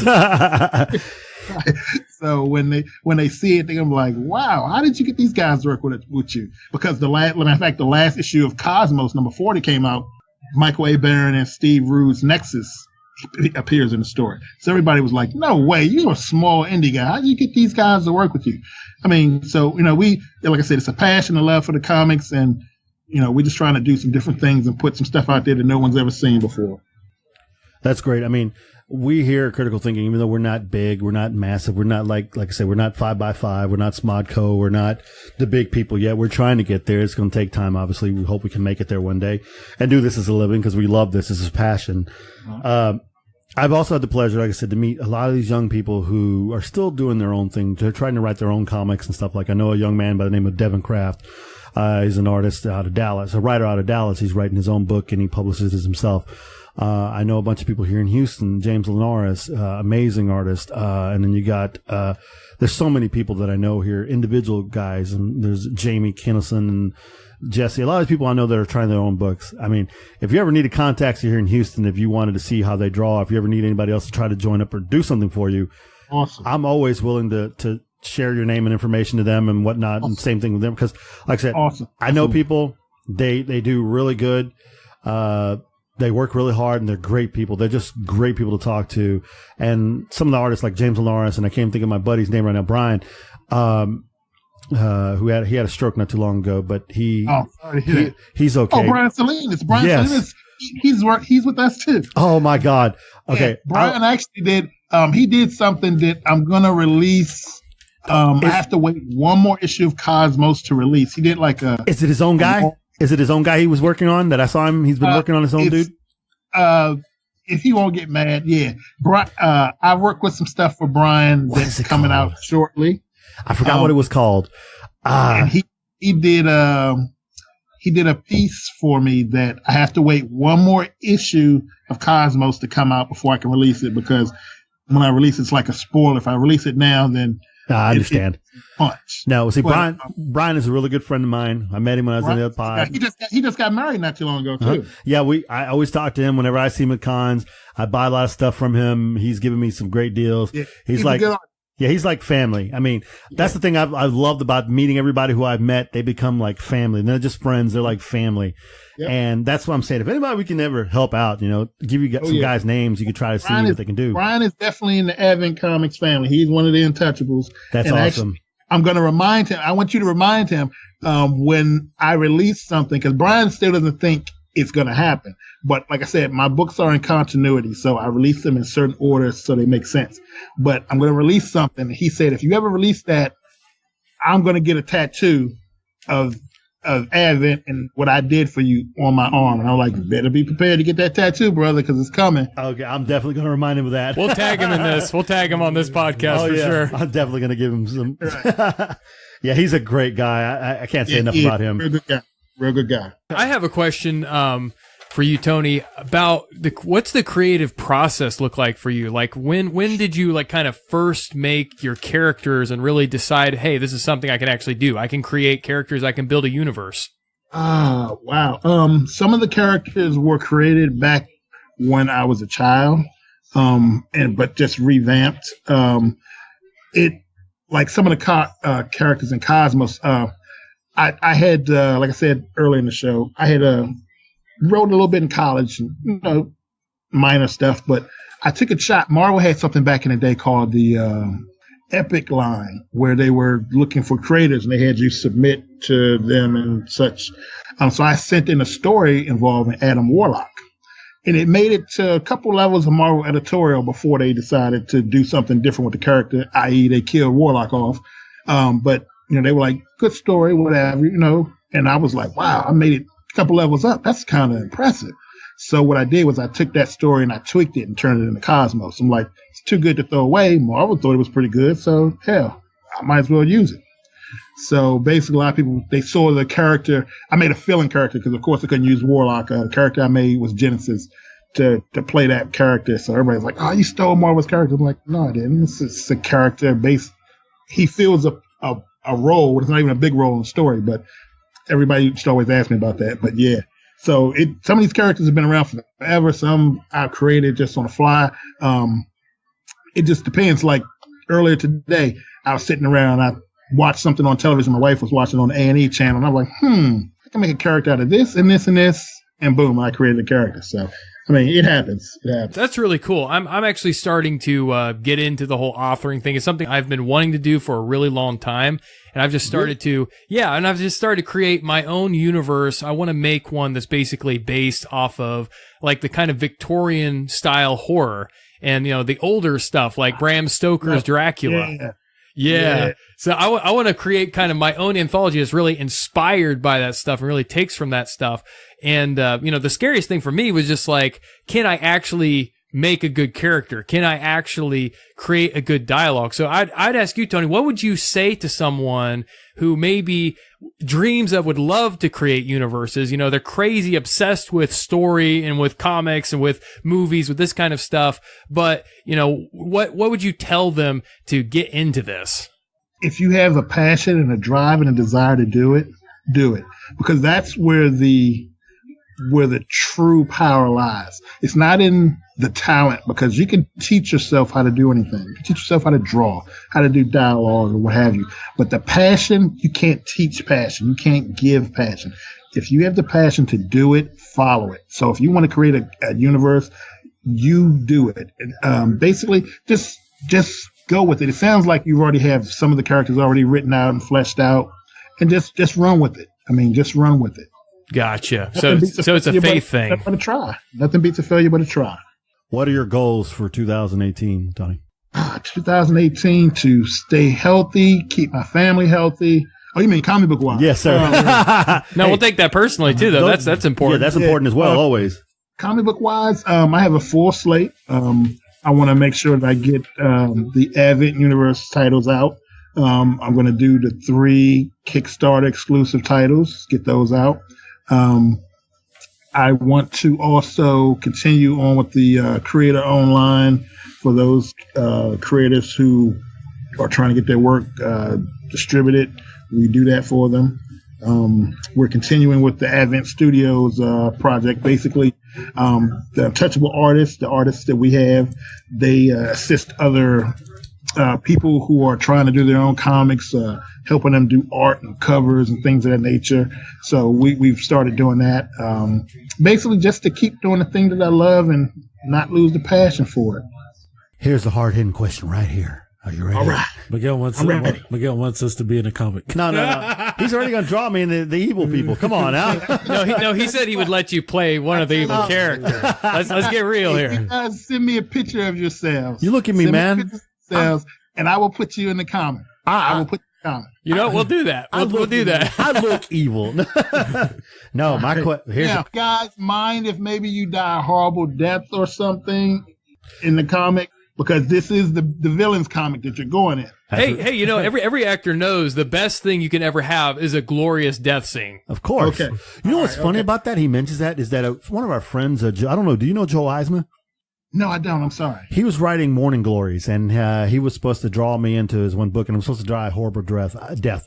I don't think I've appeared in it yet, so I'm still waiting. So, yeah, dying in a comic a horrible death is fine by me, and if I'm evil, that's even a bigger plus. And America Then knows. you guys get offended, we invite this guy on our show, and he kills us off. What kind of friend is he? Oh, no, as long as I can take a few people with me, I'm good. Cool. I get to call myself out. I am Zool. Okay, that's what you want your name to be, Zool? No, I don't. No. I don't be a dog from Ghostbusters. A female dog at that. Yeah, exact. Thanks, Rick, for pointing it out. I'd rather be Vigo. So here's the question. You will be attending Universal Fan Con in Baltimore on April the 27th to 29th. Yes. So if Critical Thinking packs up their stuff in their studio and comes to Baltimore for this con, can we stay at your place? Of course. Yeah, there's plenty of room in the doghouse in the garage. It'll be 22 degrees outside. To be honest, though, I'm not going to even be home because when I saw this con, when they first were putting this con together, it started as a Kickstarter. And I thought that was the coolest idea ever. So normally I don't really talk about this too much, but I'm a big Kickstarter backer. So I back all kinds of indie projects on Kickstarter, and that was one I had to back. So basically, they had a reward for, they'll put you in a hotel for the entire weekend of the show. And so my wife and I are going there as the Kickstarter reward. So we'll be there for the whole weekend. But I'm now affiliated with the con because I liked it so much. I was like, I have to be a part of this. I have to help out in some kind of way. So I'm an affiliate of the show. So I'm helping them put the show together. And I'm also going to be having a table there. So, basically, I'm going to be working the whole time, but I'll be in the hotel partying with the missus afterwards. So, What does your wife think of all this? Is she like totally on board with this, or just kind of like, it's his thing? Show me the money. At first, at first she was like, yeah, okay, in comic books, you're how old now? And so, we went to Comic-Con a few times, and, and she started seeing the vision, and she used to tease me all the time because everything I would do, because like I said, I built the universe. So I have tons of notebooks where, for each title, I had a notebook and the pages are filled. And she was like, I'm tired of these notebooks and lists and things, So when she saw, basically that there was money in this, and she was like, oh, wow, go ahead, babe, keep on doing that. Keep doing that. And I'm like, well, it's more about the passion than the money. She's like, oh, no, for me, you keep doing what you're doing. And I'm like, okay, all right, cool. Also, she was Cuba Gooding Jr., show me the money, huh? Yeah. Nice. That was go, her. Rick. Yeah. But no, honestly, she respects the passion, and she's been here from day one, and she's been, one of the motivating factors of me doing what I've been doing. That's awesome. She was ill for a little bit last year, so took my focus out of the game. But she was one of the people who told me, get back to doing these comics. Don't worry about me. You get back to doing comics. So. I have her name right here, tell me about how you pronounce it. Petra. Yep. Shout out to Petra for backing you on that. Strong woman. Because, honestly, and this is the truth, these guys can't say this, I can, being a married man. Good man. It's a great woman. Yes, exactly. My wife, that I'm married, been married twice. My first wife didn't really get along. So was I. I call my first marriage my practice marriage. Exactly. That's funny you said that. But I'm married to a great woman now, and she has my back on everything, and she's the one who continues to support me being out here, a grown-ass man podcasting, and a grown-ass man buying comics constantly every week, and a grown man playing Yu-Gi-Oh! And, she doesn't mind. She thinks it's pretty cool that I have passion about it, and I love doing this. She actually listens to the show too. So, Sean, you're gonna have to help me out here a little bit. I've said some things the last couple of episodes gonna get me killed. But we'll send some gems on this one. I gave her props for being a teacher, so she's probably gonna forgive you a little bit. Oh yeah, and like you said, you can't do anything without the love of a great woman behind you. Too true. And I respect her for having your back like that and helping you out and whatnot. And it shows what kind of a man you are yourself. You said she became ill and you stepped back and you took care. That's good. That's a great example for children to follow. That's just good people there. You're good people, Tony. Appreciate that. Thank you, guys. Appreciate it. I think you guys are good people, too. And hopefully this friendship we're developing will continue on, and you guys haven't been bored with me. And No, but you never really met these other two, Tony. You're going to want to lose that friendship. It's me. I'm the only one you want. I'm Mr. Evil. You need to teach some of that humbleness to Miguel over here. Humbleness. I'm as humble as you could be. I told you I'm all about America. And this man comes in and brags about certain things sometimes. I'm not bragging about anything right now. I've not mentioned nothing about myself at all, have I? Man, these guys just like to bust my balls all the time. I didn't say anything. I know. Sean is quiet. Just They'll wait. sound like true friends. Exactly. Rick's family, so he can get away with a little bit more. I'm so impressed. Again, I can't even begin to tell you how I'm impressed with all your titles. Like Sean said, I love how you're telling the story and you created a universe. That is amazing because a lot of people don't think that far ahead to create the universe. They just start off with this book. Then when I add something else, like, oh, you know what? I could have done this. No. You've like, here's the universe. Like on day one, you created the universe. And I'm just saying that's brilliant. God, we wish you the biggest success. I'm really hoping you really knocked us out of the park. As soon as everything gets going my way, I'm going to start purchasing some of these. I mean, we appreciate you wanting to send us anything free. That's cool as can be. But again, we're not going to sit here and ask you for handouts because we know you're a businessman. You got to make money yourself. And I read something earlier. You have an Android app too? Yeah, we have an app. It's a free app. It's called Advent Universe. I need to actually get it updated. Haven't updated in about 2 months now. But yeah, it tells where we're at different cons. It has all the books we have, where you can get them. It's a fully running app on Android. It's free. Trying to get it on at the iTunes store. Probably in another 2 months or so, you may see it there. I was looking for it today. I couldn't find it because I have the Apple phone. Shut up, Rick. Android for the win. I'm the only Apple guy in this room. I'll kiss my brown butt. Man, I don't even care. I got Android because I can't afford anything else. Right. And also, you guys be on the lookout. We're going to be doing a lot of more digital type content and things. So there's just some things on the horizon. So during the different periods of downtime, we're going to work on some new stuff. So cool. Hopefully you guys stick with us for the long haul. Oh, we'll roll with you. Now, here's the next question. I mean, I see the one con. Any more cons that you want to let people? Well, you have it on the app, but how many more cons you said you're going to try to make? 5, I think you said? I try to do no more than 5 a year. I've been trying to do a lot of local shows, Baltimore. I'm definitely doing Universal. Probably going to do Awesome Con in DC. And I want to do a con, Motor City Con. I've been trying to get to this particular con for like 3 years now. And the guy that gives it is an excellent guy, Andre Batts, great guy. And I've been trying to make it to the show, but my work schedule just seems to never let me make it for the last 2 years. But I'm trying to get out there this year for that show. Detroit? Yep. Hey, hopefully you get big enough that you might want to come back and be our big time sponsor. That'd be nice. Be like, yeah, we'll be glad to walk around with shirts with a big A. Make sure that after the end of the show, you guys give me your shirt sizes. Okay. Hey, we will. We'll do. If you guys want to take comics, then let me at least send you some shirts. Oh, that's cool. Yeah. Hey, we will definitely wear them at every con we go to. Yeah. Because we're looking to do anything we can to help promote people. And actually, like I said, we got sponsors and no one's really big. Uncanny's our biggest sponsor. He pays for our website and a few other things and gives us giveaways. We have a guy out in Tokyo who gives us stuff too, and a few other people that do things for us too. But they're all growing. Yeah, they're all definitely growing. They're all small. Well, see, you guys are just like me. You're growing. You have that hunger, that drive, and that's one of the reasons why I wanted to do this podcast. After I heard one of your shows, I'm like, well, these guys are cool. These guys are real cool. They remind me of the podcast versions of myself. So. Which episode did you listen to? Let's just say you are by far yourself, Miguel, every episode. You are yourself. I'm scared. No, thank you, Tony. We appreciate that. That's huge praise, man. We appreciate the props. It's funny you say that because my wife will, oh man. Like what you get is what you, I mean, what you see is what you get. I am who I am. There is nothing.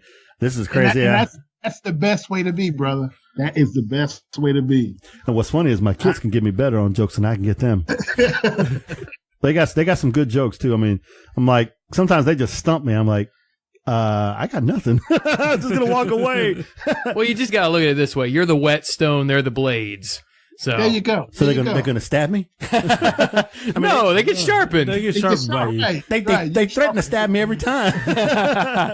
I'm just it's those kind of jokes. I don't think they're joking, man.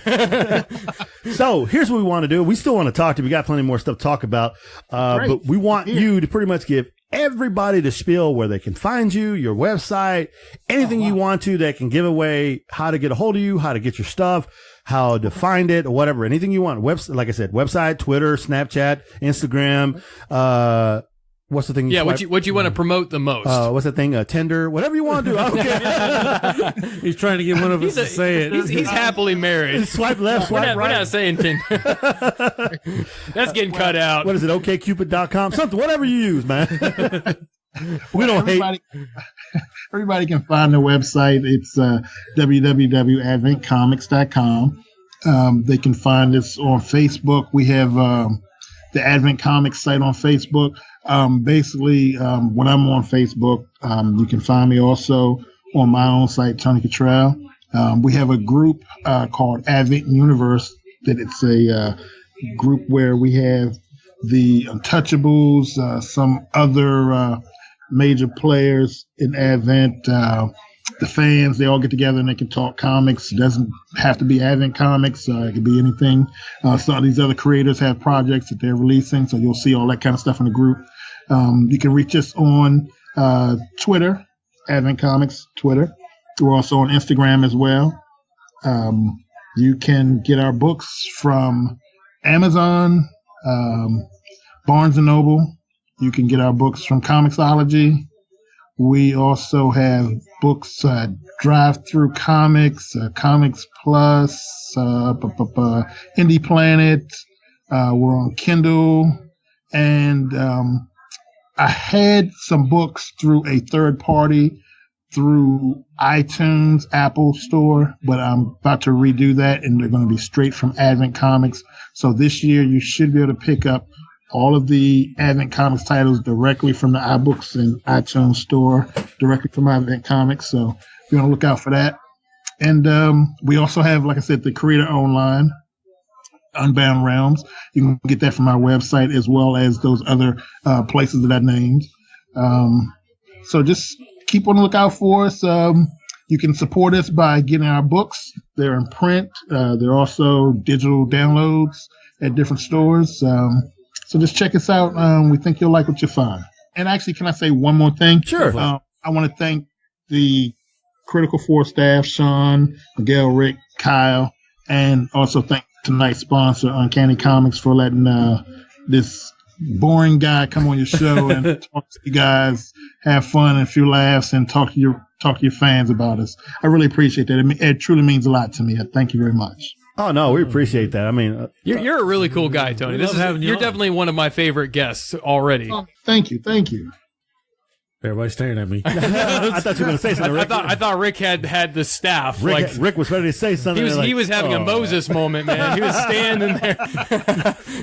And all of a sudden I just turned around, everybody's looking at me. He's like, what, man, Moses just can't. And now it's The Last Jedi. Thanks a lot, Luke. No, that's so cool. I mean, again, I appreciate the shout out you gave us there. Man, I forgot what I was going to tell you now. Y'all just had me laughing. Oh my goodness. You guys are so unprofessional.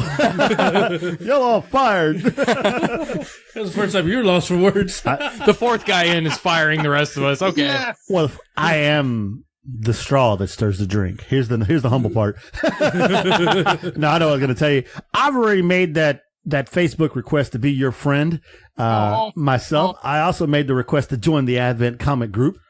There you go. See, I'm all over this. I already liked your website on Facebook as well. So anything that's yours, I'm out there on it. And of course, critical thinking will do the same thing. As soon as we get on there. I will definitely return the favor, gentlemen. Don't worry. Awesome. This is great. We're in with you all the way, Tony. You know, if there's anything that you want to throw out to us that you're promoting, you know, towards the future, like you just told us everything that you've got going on right now. Give you guys some previews of things and some, you know, like let you know when some stuff's coming up. Yeah, we would love that. Oh, yeah. We would love that. We would love to promote you. All right, send you guys some sample comic pages and things so you can see for yourselves what we got going on. And down the road, if you have like a big time release and you're ready to, you know, it's going to happen. Like, let's say it's going to happen in May, and you want to come on sometime in April, just let us know. Hit me up real quick, and we'll get you on.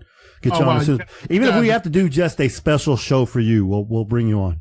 Man, you guys are the best. Thank you. Thank you. We got to help people out because people help, you know, good people, man. You got to take care of good people. Thank you. And now here's the good one. Now, is there a critical 4 code that people can use on your website and get 25% off? Well, actually, I'm trying to incorporate codes into my website. Look at that. It's a hosted site, but if anybody contacts me and says, let me give you my email because I do have a personal email from Advent Comics. Okay. They can go to the website and hit Kittrell at adventcomics.com. Tell me that you heard the show on Critical 4, Critical Thinking Podcast, and I will give you guys a free preview comic from Advent. All right, look at that. See, look, getting our guests something here and there. There you go. Listen to the podcast. You find out how you can get that free comic. That's there right. We go. Because I'll be tweeting it out too. I'll be like, hey, guys, check this out. There's a code out there. You know, you do this and you might get some free stuff. Free pictures of Rick. No, we don't want those. We're like candy, lollipops, ice cream, children. Little kitty. I'm leaving this podcast now. 'Cause y'all taking this off. I think they need to make a horror movie based off that guy in Chitty Chitty Bang Bang. Oh, God. They need to make a legit horror movie off that guy. He's one of the scariest guys I've ever seen in a Disney movie. What you don't know is what you were talking about writing your comic and stuff. He's already stolen. He's already got the patent on it. Your host. Like comics, we have a title that's coming out. It was supposed to be released on Halloween, but I pulled it back because I wanted to release the second issue. So basically, this Halloween coming up, and I promise it's going to be this Halloween coming up, we have a title called Chamber of Horrors. I want to drop the first 2 issues on Halloween Day. And it's going to be some scary stuff by some really great creators, and I hope you guys like it. If you like horror, you're going to love this. All right. You know what? I think you should contact Bob from Pumpkin Teeth so he can get him some teeth for his pumpkin. Uh-oh. Yeah. Bob from Pumpkin Teeth is another guy who came on our show. A great guy. He designs these teeth that you can put on pumpkins, and you know you stick them in there so they don't fall. Like you don't have to carve them anymore. They're like plastic teeth. It's cool. And they've been used in horror films. He knows a lot of people too. It's like crazy. He wants to join in with us a lot as well. But yeah, so he's huge in the Halloween and horror scene. Like that's like his whole jam. So yeah, Pumpkin Teeth is the guy. He's on Twitter. You just reach out and you'll see his stuff. He's also on Facebook. But yeah, you get you some teeth for your pumpkin. In front of me now. I'm about to reach out to him right now. I'm telling you. But if you can make it down to Houston, that'd be great. If you're able to, that's fine. If you're not, that's okay. We're going to try to make it up north sometime here soon. We're working on it. We haven't met the criteria yet to attend San Diego Comic-Con because you have to be a podcast for over 3 years before they even consider offering you passes. Uncanny Comics guy gets tickets to San Diego and gets tickets to New York Comic-Con, but he tried to do something where we could go in this place, but the people who give them to him weren't going to let it happen. So I guess we'll have to take a part-time job at Uncanny Comics that week and go up as Uncanny Comics. Work 1 hour. Exactly. At staff, exactly. I'm the paperclip guy. Got a problem with that? I'm the comic book sealer. I pull off the plastic off the back. I hold the door open. Exactly. I feed the dogs. I do boards. He does bags. Bags and boards. Sleeves and backs. That's what I called them back in the day. Sleeves and backs. People used to what? But yeah, so that concludes our wonderful interview with Tony. And what was his last name again? No, I'm just kidding. Tony Kittrell. Advent Comics, great guy. Guys, you got to check his stuff out. We're not done with the show yet. What you got for us, Rick? Give us some news. I didn't get any news. Well, damn. It was all going to be. Apparently, the government reopened. We're all screwed. The government reopened. There you go. There's the news. Beep, beep, beep, beep, beep. So we're in free form. We can talk about whatever we want to right now. Let's talk about sex. That's one thing you haven't talked about the entire. Oh my God! He been like the cleanest podcast ever. He broke the streak, man. He was doing so good. I can't keep it clean because my BDSM supply gives me kickbacks. Let me tell you something. You need the ball gags, you need the wraps, you need the assless chaps. My BDSM supply is the guy you got to go to. And guess what? Coming soon to Uncanny Comics, my BDSM supply. Hopefully, no, not really. Those are going to kill you for that. Those are going to beat the hell out of me. But anyway, if you need the comics. Cat of nine tails. Well, now we know that Tony goes to my BDSM supply. I don't know anything about that stuff, man. That's another guest that just reached out to us one day, and I started joking about it, and they love it, and so they want to come on the show, and they're joining us next month. But, you know, shout-outs to everybody. We'll give shout-outs. I'll give some shout-outs right now to our people. Yeah. Obviously, our main sponsor, Uncanny Comics, located on Avenue I here in Rosamond, Texas, ran by Joseph Cano and his two beautiful dogs, Winter and Venom. Venom was injured in a car accident not too long ago, but he's doing much better now. This is a great thing. He's a funny dog. Always got his tongue sticking out. So Joseph, he runs a great shop where the people come first. And when I mean people, I honestly mean it. Like if you have a subscription, he gives you a good discount on it. And even if you don't pick up your stuff on Wednesday and he's got a sale on Saturday, he'll give you your discount you normally get and he'll even give you the discount on the sale. Not too many people to do that. And he, like I said, he'll make money, but he cares about his people that come in and get stuff. And he works really hard with people who do subscriptions. There's been people in there who have forgotten their subscriptions for over. Did I say prescriptions earlier? Prescriptions? Yeah, people have forgotten their drugs for 2 months. Their subscriptions. And he'll work with them. He's not the kind of guy to do anything wrong. And you need it, he'll get it, he'll find it, and usually does stuff for you. He does buy comics, and he does have a lot of stuff that's signed right now. You can get a lot of stuff signed by, I think he has something signed by Mr. Jim Lee, Steve Orlando, and a bunch of the big names in there. He bought a few things from me and a thing signed from Kevin Smith as well. I think he's trying to steal he wants to buy my Thor horse Thor from me, a Beta Ray Bill, because I have it signed by the man himself, and he actually drew Beta Ray Bill.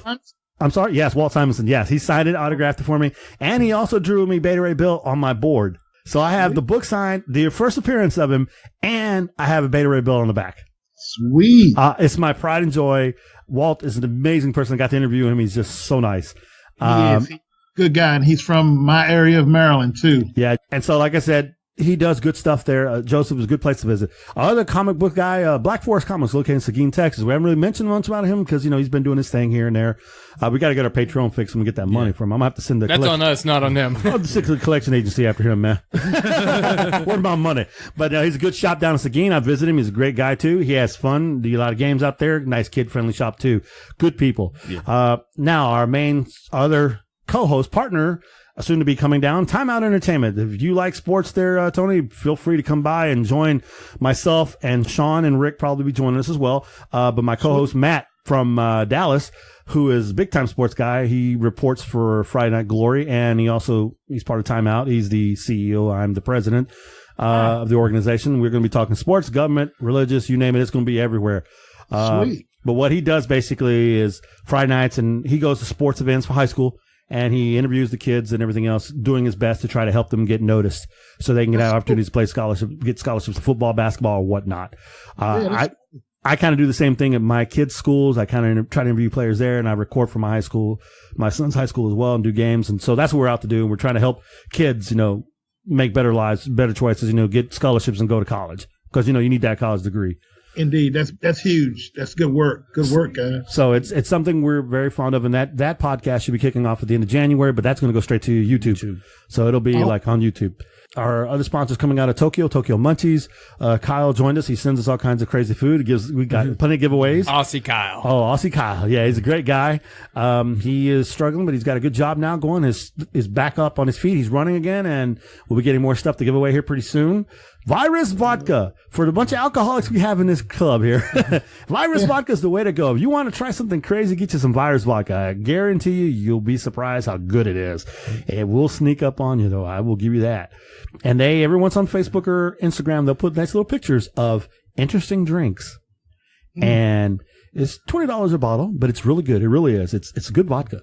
We all had it. And we all liked it. And so they give us shirts, posters, and things to hang up, and metal signs you would normally see in bars to give away. Yeah, you'd like this, Tony. They are actually very horror based. Like everything that they do, the whole aesthetic, like even the vodka bottle itself it's like one of those scientific beakers. Yeah, it's a Oh, flat. that's cool. Yeah, Is it only available there in Texas? Right now, it's primarily in Texas, but they're expanding more nationally and hopefully soon internationally. All right, cool. I'm going to send you guys some money. You send me a bottle. Hey, will do. That stuff is worth it. That is good stuff. You got to have to keep that on the down low because the government won't let you ship that. I tell you what. Sorry. No, they're closed. They'll be shut down again. We'll have to put the bottle on Sean somewhere. And we'll Same ship time you next Sean. year. Nice. You didn't even hear me. Right. Then, okay, now we'll give props to our radio people who play us. We wouldn't be a success as much as we are now, which I don't even know how much of a success we really are. But thanks to Beyond the Dawn Radio, who plays us every Thursday night religiously and also plays us on Saturday. So we are on syndicate with them, which is really cool. We're like the Jeffersons, baby. We're on, we're in syndicate, baby. Also, No Fucks Given Radio. There's a group you need to go on with, Tony. They have the No Fucks Given Hour, and those guys are hilarious. And we're going on their show. Became, Twitter friends today. There you go. We're going to go on their show here, I think in February or March, and they're going to come on our show. I got my dates mixed up. We're going on theirs. They're coming on ours.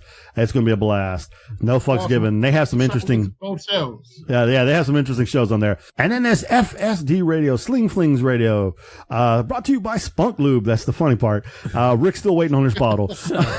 Actually, Kyle is. My bad, Rick. I forgot. You get the wasabi from Kyle. Forgive me. The other Kyle. Yeah. But Sling Flings, they play us. Is that a real sponsor? Yes, it's a real sponsor. Spunk Lube. Awesome name. Yeah, we had a discussion on that. How can the Spunk Lube help you get the grip? It just seems like it'd make it lose it. You're gonna break something there, bro. Friction burns. I don't know. I don't know. We can't get a bottle. We've been asking for a bottle to figure this out. Sean's willing to test it out. What? How did I get to be the guinea pig? What? You're the young one. We might hurt ourselves. But let's see. Who am I? I got my whole life ahead of me. Why would you do this to me? No, I'm sure it works great. Not what? Streampod.net, located in the UK. That's right. We're across the pond. You didn't think we could make it there. Yes, the Mexican jokes be damned. We didn't swim. We actually got over on the radio waves. Forget you bastard, you racist bastard. I know what you're thinking. Yeah. I'm not going there. Surprisingly, there's been no racist jokes on this show today. What is going? Do y'all have? I don't know. Did we all get Jesus today? I know a lot of us need him. Hey, you know there's a light spot somewhere here. Light in the room. spot. You see it? Yeah, y'all are probably wondering where. It's the angels, man. We're being influenced here. Is the real Miguel here? Who is this guy sitting here across from you? You're a fucking clone. That's what's going on here. Anyone else I'm missing there, Rick? I don't know. Your brother likes to bust my balls because I forget who we sponsor. Working on our new sponsor, which we're going to go out and visit hopefully this weekend, Tank's Paintball. We're going to get him in. We're going to lock him in. He does a zombie thing. When zombie time, paintball, you can shoot everybody in the head. Love this place. I went out there with my kids and they tag team on me, man. They were after me everywhere. It's like, why y'all shooting at me? That's cool. You know, you can go out there with 5 kids and yourself, and you think you'd be 3-on-3, right? No, it's 5-on-1. How does that work? I mean, last time I was out there, I didn't get to play because my foot was hurt, but my nephews had a blast. Hey, and it's still not as bad as me when I was being chased by my 2 kids and I ran over the hill and I slipped and I twisted my leg as I'm laying on the ground. Man down! Man down! I was hurt. And they still shooting. Yes, they did shoot me. After I got shot, they continued to shoot me. They're like, this is the first time we get free hits. We got to get it in while we can. And we claim we never saw the ref say he was hit. But yeah, so great times. I love our sponsors, love everything. Tony, we enjoy having you on the show. I don't know if there's anybody you'd like to pay special thanks to right now. Any sponsors you need to, or anyone else you want to give a shout outs to? Just the creators at Advent, the fans, your listeners. Thank you all for tuning in and listening to a show. I had a blast, wonderful time. Thank you very much. Now it's time for everybody's favorite segment. Tell us a crazy story from your life. Rick's looking at me like, what? I'll go for you. Okay, here, I'll tell you my story first. This segment has never existed, Tony. Miguel just made this up on the fly. Hey, when you have good people on the show and you're enjoying yourself, you don't want to end it. And it's just one of those. We're giving you more material to work with, Sean, so you have plenty to edit, plenty to cut. Oh, I appreciate that. I appreciate that. This is what happens, Tony. I have to edit. And then I end up having to edit like 2.5 hours of fucking audio, deciding what do we keep and what do we not keep. But this is probably the best one ever. There's not This one's going to be awesome. I don't think there's going to be hardly anything we even cut out of this. Well, you know what, Tony? Again, great to have you on the show. We'll send our shirt sizes too. Oh yeah, shirt sizes. Definitely. I'm serious about that, dude. Definitely. It's easy. I'm a 2X. What are you, Rick? Let's send it to him. Don't make him remember all this stuff. No, we'll put it in the message. All right, perfect. They're ashamed of their shirt size. and send me an physical address so I can send it to. Okay. Will do. No problem. We'll see. We might see if we can hit you up and find out what your shirt size is. See if we have a virus vodka shirt here. We can shoot you out. We can return the favor. Exactly. We'll send you naked pictures of who you want. Sean, Carl, or Rick. You tell me. What's your play? I don't know, Miguel and that BDSM thing. Oh, but if you'd have heard last week's show, you'd have found out it's all about zombie stripper granny. No, zombie BBW strippers. No. What was it? Granny zombie strippers. Granny zombie BBW strippers is what I was into, apparently. Not BBW zombie strippers. Yeah, granny strippers at that. So not only are they BBW, they're also grannies. And that was the hashtag that Larry keeps on busting my balls with that. Like, come on, Larry. But that's another group you should go on with. Drinks with Larry. Funny guy. But I'll make sure I hit up a lot of my friends and tell them to try to book you on your show. Book you, come to the show and whatnot. But yeah, you would look out for our message here on Twitter Messenger here soon. Yeah, definitely. That's gonna have a lot of information. Like I was definitely saying, like, hey, make sure you send it to him. There's no way he's gonna remember all this in his mind. Even trying to is gonna stretch his brain too much. I'm like, let's not do that. What are you trying to say? He's old? No, I'm saying I couldn't remember all this. I am old. Yeah, but you're an alcoholic, Sean. That's why you don't remember anything. Oh, wait a minute. How's that cleanse? It did its job. Is your colon clean? Yeah, I suppose. America wants to know. My colon's doing great, America. Thank you for caring. Okay, they just wanted to make sure you're young. You don't need to put an Elvis. Okay, just saying. Hey, oh, by the way, if you really want some good alcohol there, Tony, get you some stuff called juice. JOOCE. Juice. I think it was S-E. S-E, yeah. You juice. drunk? I don't even drink any. JOOSE. Juice. 40% alcohol, and it messed Sean up really good. You know what? I make this, it's kind of like a jungle juice kind of thing where I have it up to 17 different alcohols now, and it tastes like Kool-Aid.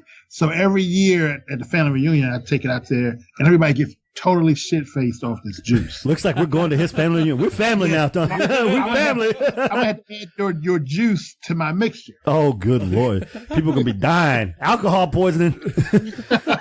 That juice was rough. It messed Sean up good, and we didn't really help him drink that night because, number one, I wasn't feeling well, and Rick only had a little bit, but Sean drank both cans, and he was kind of lit. Well, I was also like on a freaking heartbreak too, so I was just kind of like, fuck it, and I just kept on drinking. He was gone. He was gone. Usually we're drinking the Captain Morgan or the virus vodka, whatever we have in here, but we're trying to stay healthy and not dead on the road.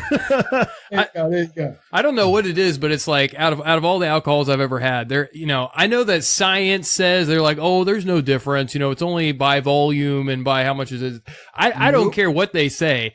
Whether or not they can explain it or understand it, it elicits different responses. It does. It elicits different responses. And I don't think it's all just subconscious and depends on the ideas you have and marketing and image and all that mumbo jumbo. I don't think it's any of that. I think it really does have a kind of neurological and, physiological kind of response. Exactly. Because I found for myself, like, I can do rum. I can drink lots and lots of rum. I can drink whiskey. I can drink, a lot of that stuff, any of that stuff.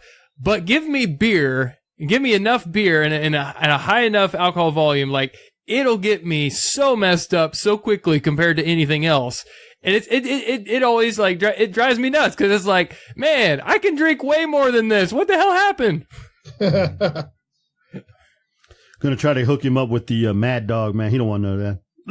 Oh man, yeah, he might not be able to handle that. You're lucky I can't put my hands Mess on your liver up.